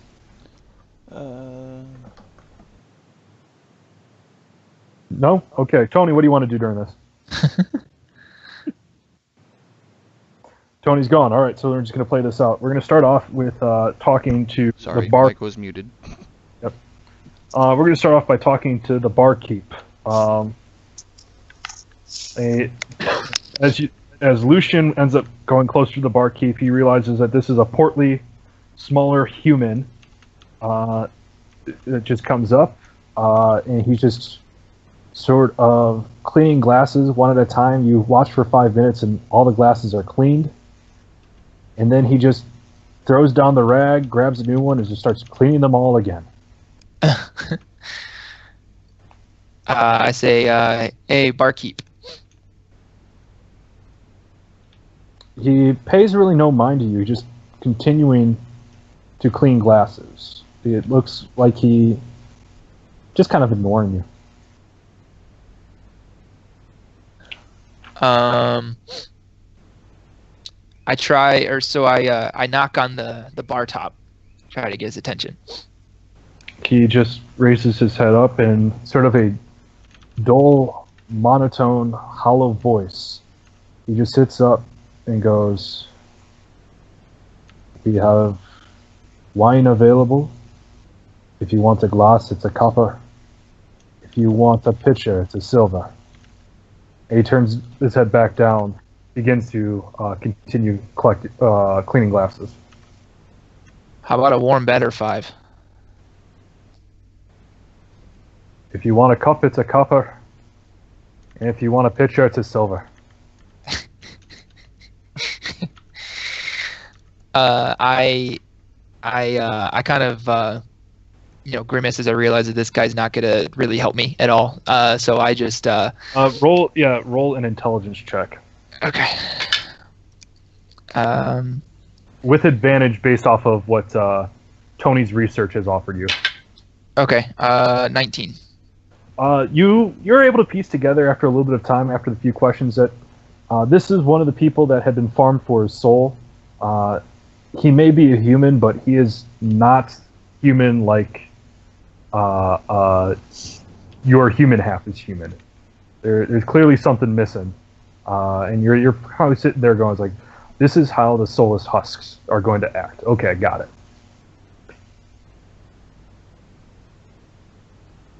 So he's just essentially like, I don't know, like a thrall almost. Not so much a thrall, it's just a husk. Okay. He's been used up. This is what remains. This is what happens at stage 3 exhaustion. Okay, so yeah. I just lightly slap the countertop and walk over to where Berlynn and Leovan are at. All right, Berlynn and Leovan, we're going to move over to you guys as you come up to Ismark. The clothing is definitely, and of course I just said definitely twice. It is a very, very different thing where the bartender was in beiges and browns and really dull, earthy colors. Ismark has, a lot richer colors. There's blacks with sort of a like there'd be fuchsia inlays. There's shiny metal buttons. All of his clothes are clean. It looks like this is the first time he's worn them, as opposed to the bartender, this is all he wears. He has a sort of tall, square face with sort of a gray and blonde hair that falls down to about his shoulders and naturally curls. He's sitting at a corner all by himself, separate from the gypsies, sipping on a cup of wine. He just looks up to you and just says, please, come on. Yeah, come over. It's nice to see new faces in Barovia. Nice. Okay. Then can we start just asking, like, what's going on here? Like, oh, you're seeing it. This is Barovia. It's a rough life. We live under the thumb of Strahd, where day by day it appears to see that he just extracts more and more out of us. We'd flee, but we can't escape the fog. We'd die before we got out of there. Have things always been this bad? As long as I've been alive. Okay. Actually, no, I can't really say that. They've been worse recently. My sister, Irina, well, obviously, you can look up, and he points up, and based off of the perspectives, you notice that this is a village that's built right on the foot of the pathway that goes up to Castle Ravenloft. Strahd's been interested in this town recently, more specifically my sister Irina. Why is he interested in her?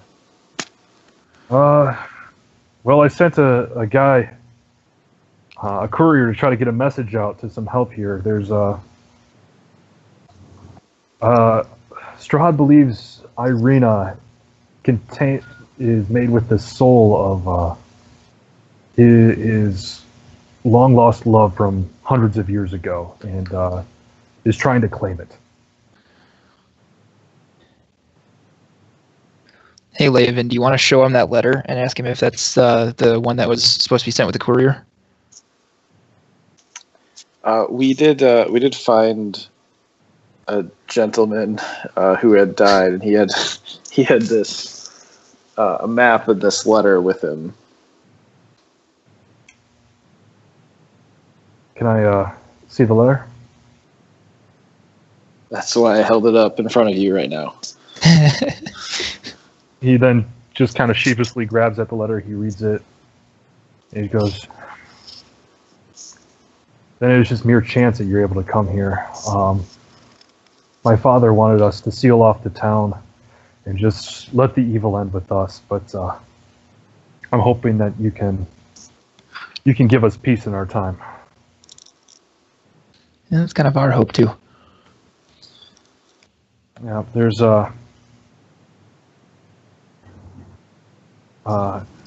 let's see here. I wish I read better yesterday.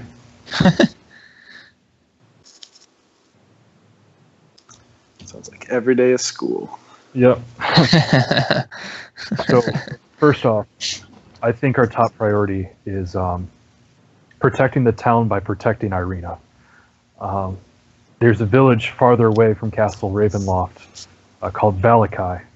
If we're able to get Irina there, it should be able to at least take attention off of our town, where you have to begin a search to figure out where Irina could have gone to. So Irina's not currently in Barovia? She is currently in Barovia, but I think that's worse off for everyone. Oh, okay. So you're saying that we should take her to Ravenloft? I think you should take her away from Valakai. farther away from Ravenloft. Oh, okay. I can't pay you. Unfortunately, we don't have enough here, but the less and less we have to deal with Strahd, the more and more our town can recover. Maybe later on there's something I can do to repay you, or if there's anything you need as far as survival. We'll see what we can do. How about, for starters, a place to sleep tonight? I can talk to my father and have you stay at the Burgomaster's Manor. And you're wearing fancy clothes for someone who can't pay us. Maybe we get a post-dated check. Post-dated check. These are clothes that were handed down, and unfortunately, we were able to take care of it better than most individuals, but Strahd collects power. Money is a style of power. Unfortunately, we don't have as much power as we used to.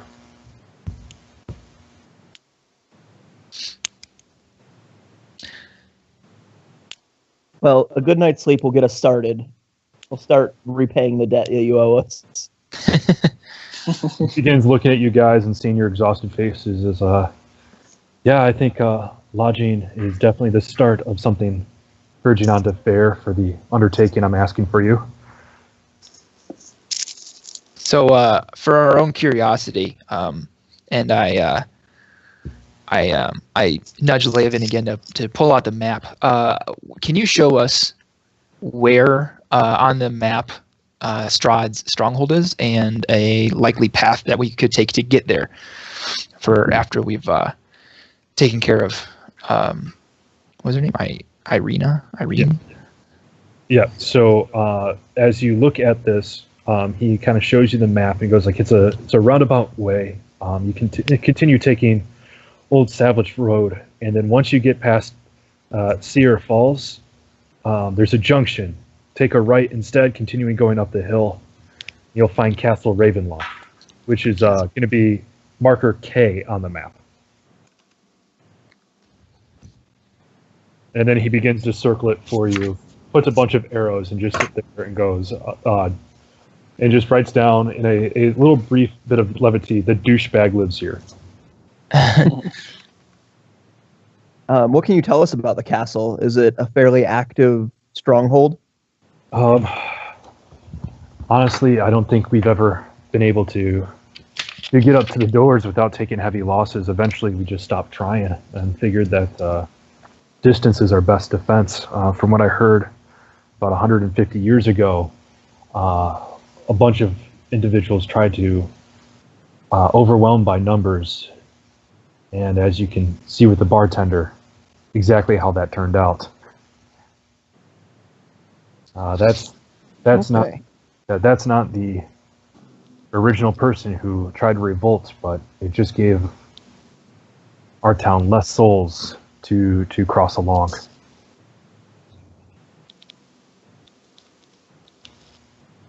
All right. I think that answers the questions that we have. Yeah. Is there anything else anybody wants to know? That's all I could think of. Yeah, there's Right. I'm certain there's a number of individuals who can use your help as well, but I think first we need to take care of you guys, get you ready to help us out. Since you're new in town, if you need anything as far as rations, as far as consumables, we've got the mercantile. Unfortunately, we don't really have much in regards of a blacksmith or an armorer. We don't really have that much in terms of food, to be honest, but we'll spare anything we can in order to help you get to Valakai.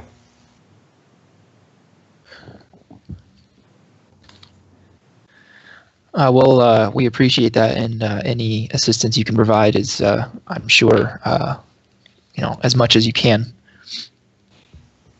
That's really all I can do from the position we're in. At this point, he begins to stand up. He sets his glass of wine on the counter, where the barkeep immediately grabs it, throws it in some soapy water, comes up and just starts cleaning it. He sits there and just looks like, once again, thank you, Eric. Eric looks up and goes, copper for a glass, silver for a pitcher. And he just goes like, if you'll follow me, I'll send you over to the manor. Sounds good. Question: was there ever a blacksmith in town? Not from what you know right now, and not from what I know right now. Dang, I was gonna go raid it for our wizardy types. Yep. All right. Yeah. What was the name of the village, really quick, that we need to escort Irina to? Valakai, spelled Vallaki. Okay, thank you. Yep. Corey, when do you have to be on the road? I gotta leave in about a half hour. Or Right. I'm sorry. I mean, I have to be done in about a half hour. I've got about a half hour left. All right. Give me 1 second because I gotta pee right now, guys. Same. Yep. Let's go quick 2-3 minute break then. Sounds good. All right.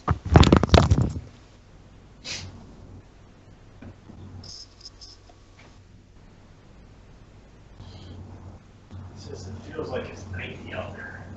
Thick. Yeah. After 5 o'clock, it's supposed to drop a lot.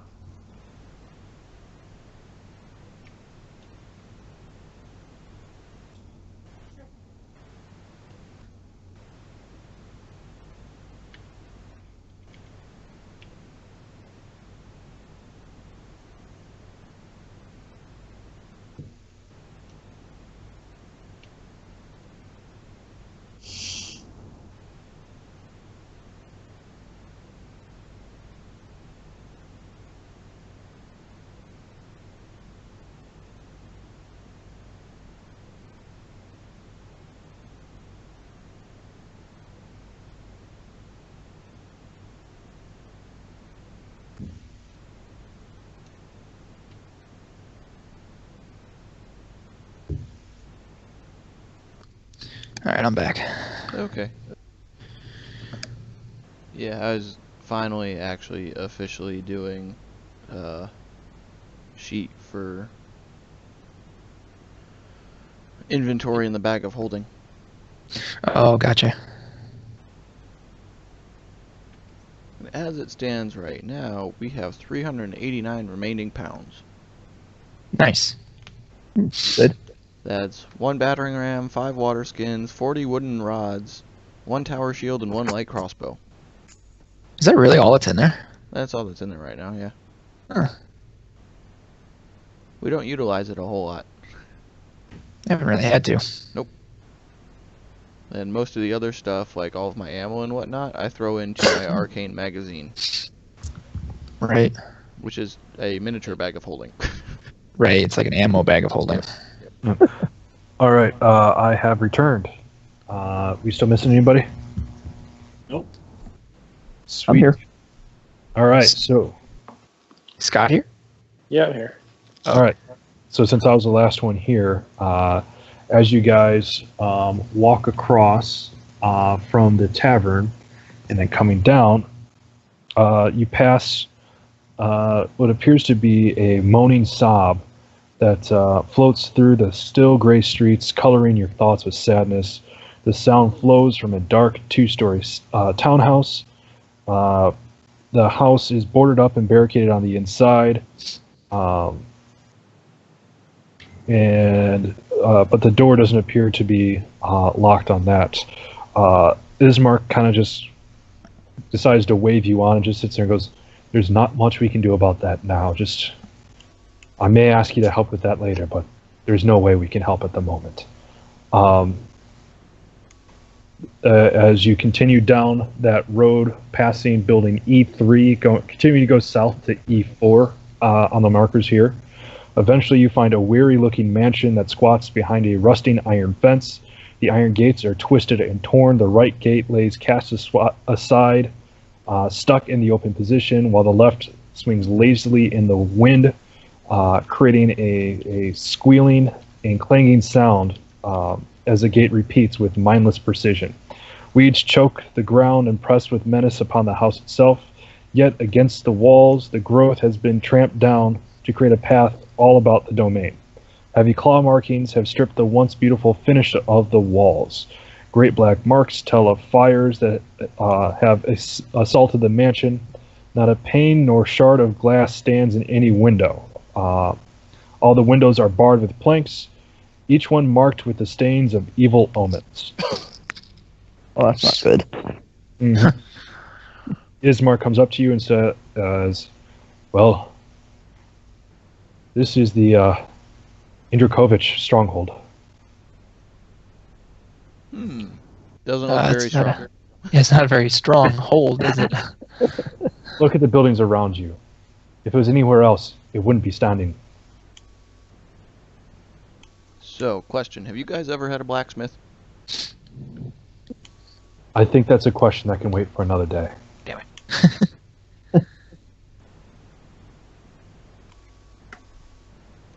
Alright, well, shall we go bed up then? I guess, yeah. Yes, absolutely. As you enter the mansion, you knock on the door. You hear a female voice shouting out and just sits there and says, "We aren't letting you in." Ismark then is like, "It's okay, sister. It's me. I brought friends." At this point, she opens the door and invites you all in. As soon as you get through, she immediately slams the door behind her and just goes, as you look around, the interior of the mansion is well furnished, yet the fixtures show signs of great wear. Noticeable oddities are the boarded up windows and the presence of holy symbols in every room. Oh God, I gotta look this up. Because this isn't in the player's handbook, and I really wish I read up beforehand more intelligently than I did. It's okay. Oh, good. Oh, you know, for next time. Yeah. Oh, come on.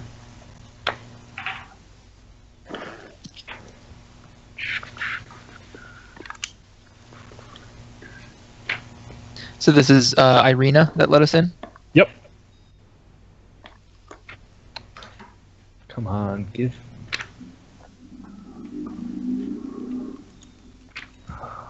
So much bullshit information besides what I wanted.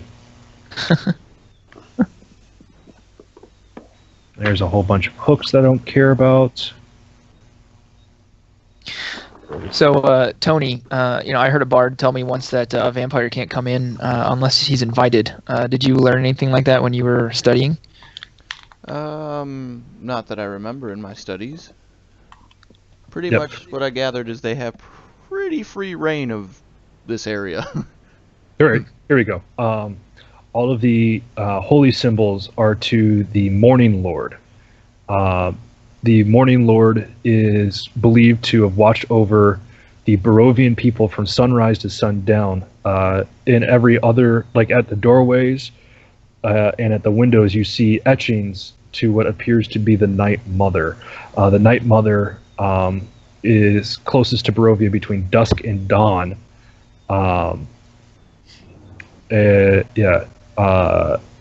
And these symbols, I'll have to draw them up and I'll show them to you guys at a later date.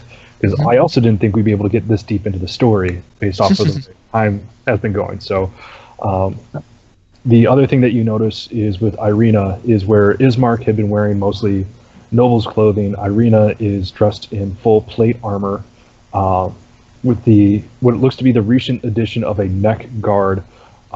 The coverings of the gauntlets and then the cape is of a deep crimson color. At her hilt, she has what appears to be a very ornate silvered sword. Is she a paladin? It looks to be that way. It looks that she's heavily armored. It looks like if anything was to break through, she wants to be immediately ready to deal with it. The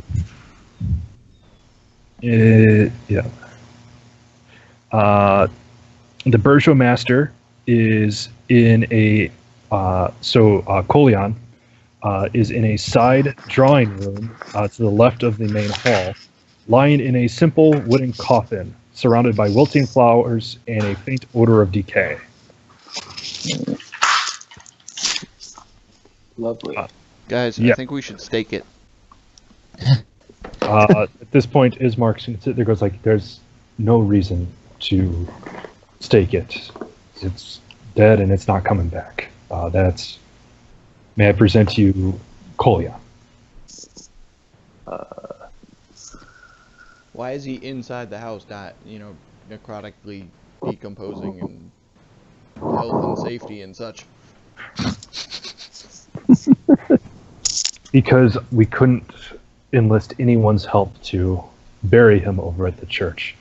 And the priest himself isn't letting anybody in at the moment. We've been praying. Add that to the quest log.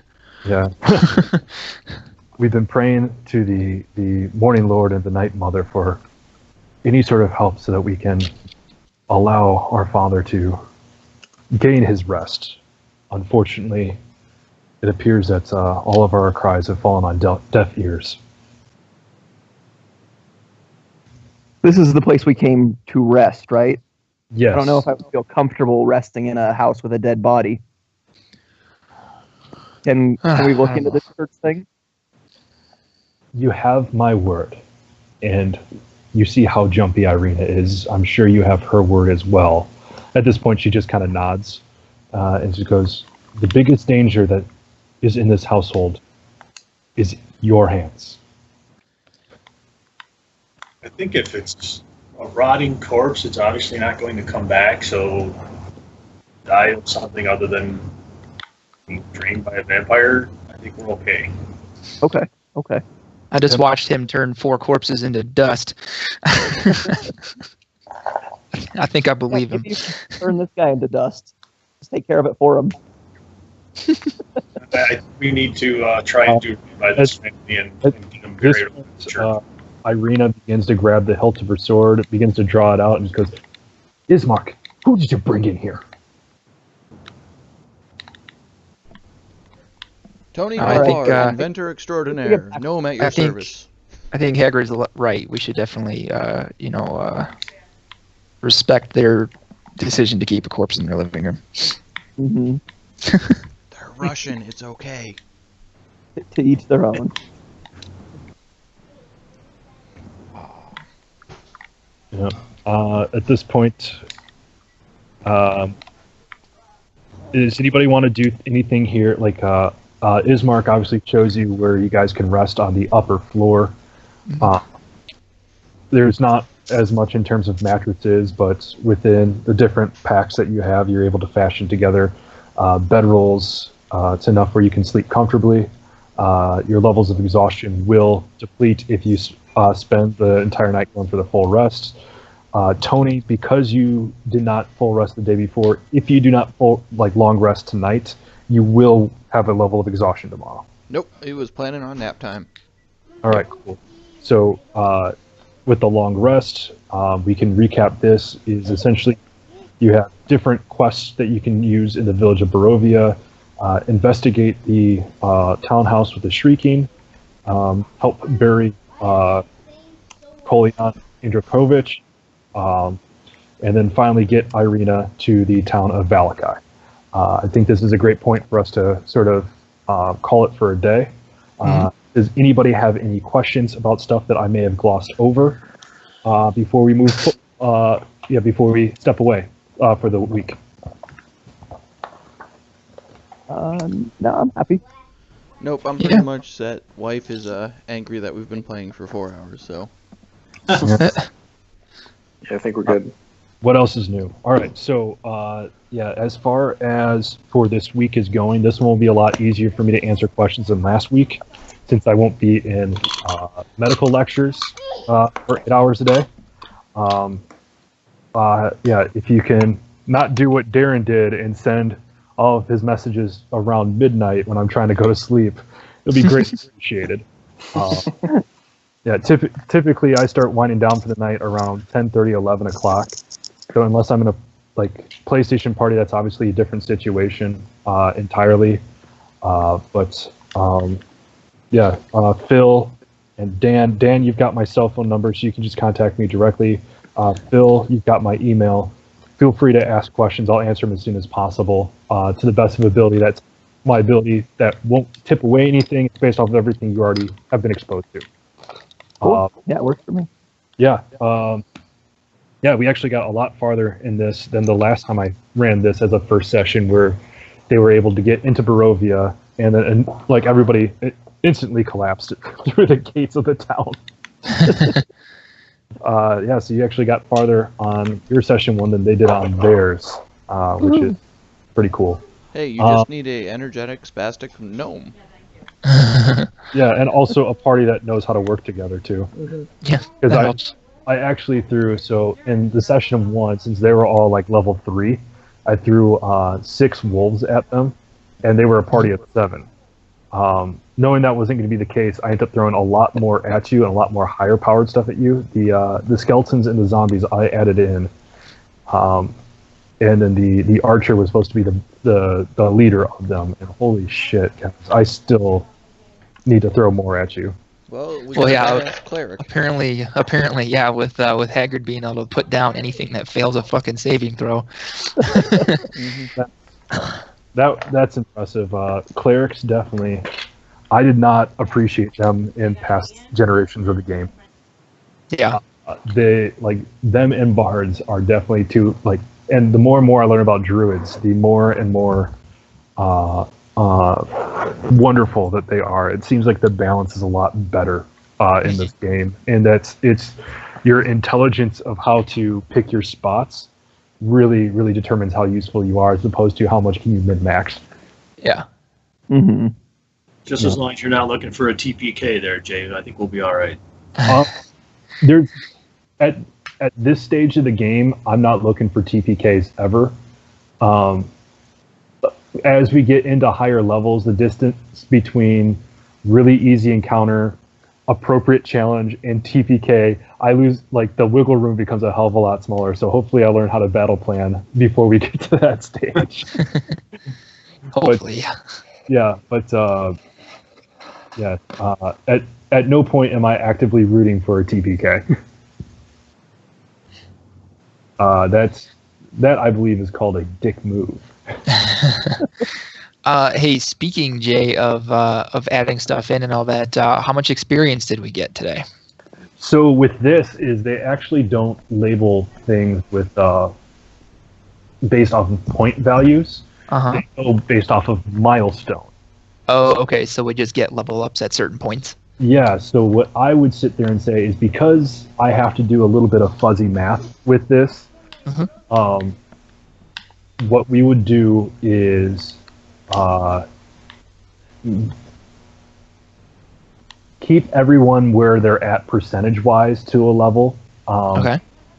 Because everybody is currently level 5 or level 6. Everyone's level 5 but me.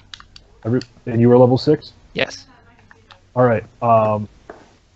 What is the distance? Yeah, so we will give everybody the distance from whoever is lowest on level 5 to get them exactly to level 6. And then after that, that's exactly how much we'll give everyone. So everyone should be at least level 6 now. The quest itself was designed for level 3 to level 9 characters. However, with a little bit of creative thinking and a little bit of CR retraining, we can easily make this something where it can get you guys up to level 12. Okay. Cool. So I guess then, to sort of figure that Dad and Phil, you guys have the same amount of experience, and you guys are the lowest, I believe. So what is the number of experience points you guys have right now? I have 9.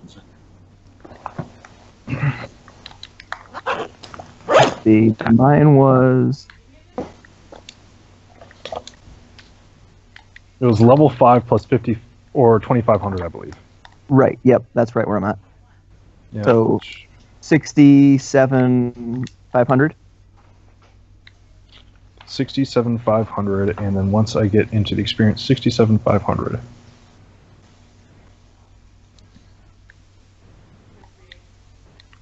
That should be 77,500 then.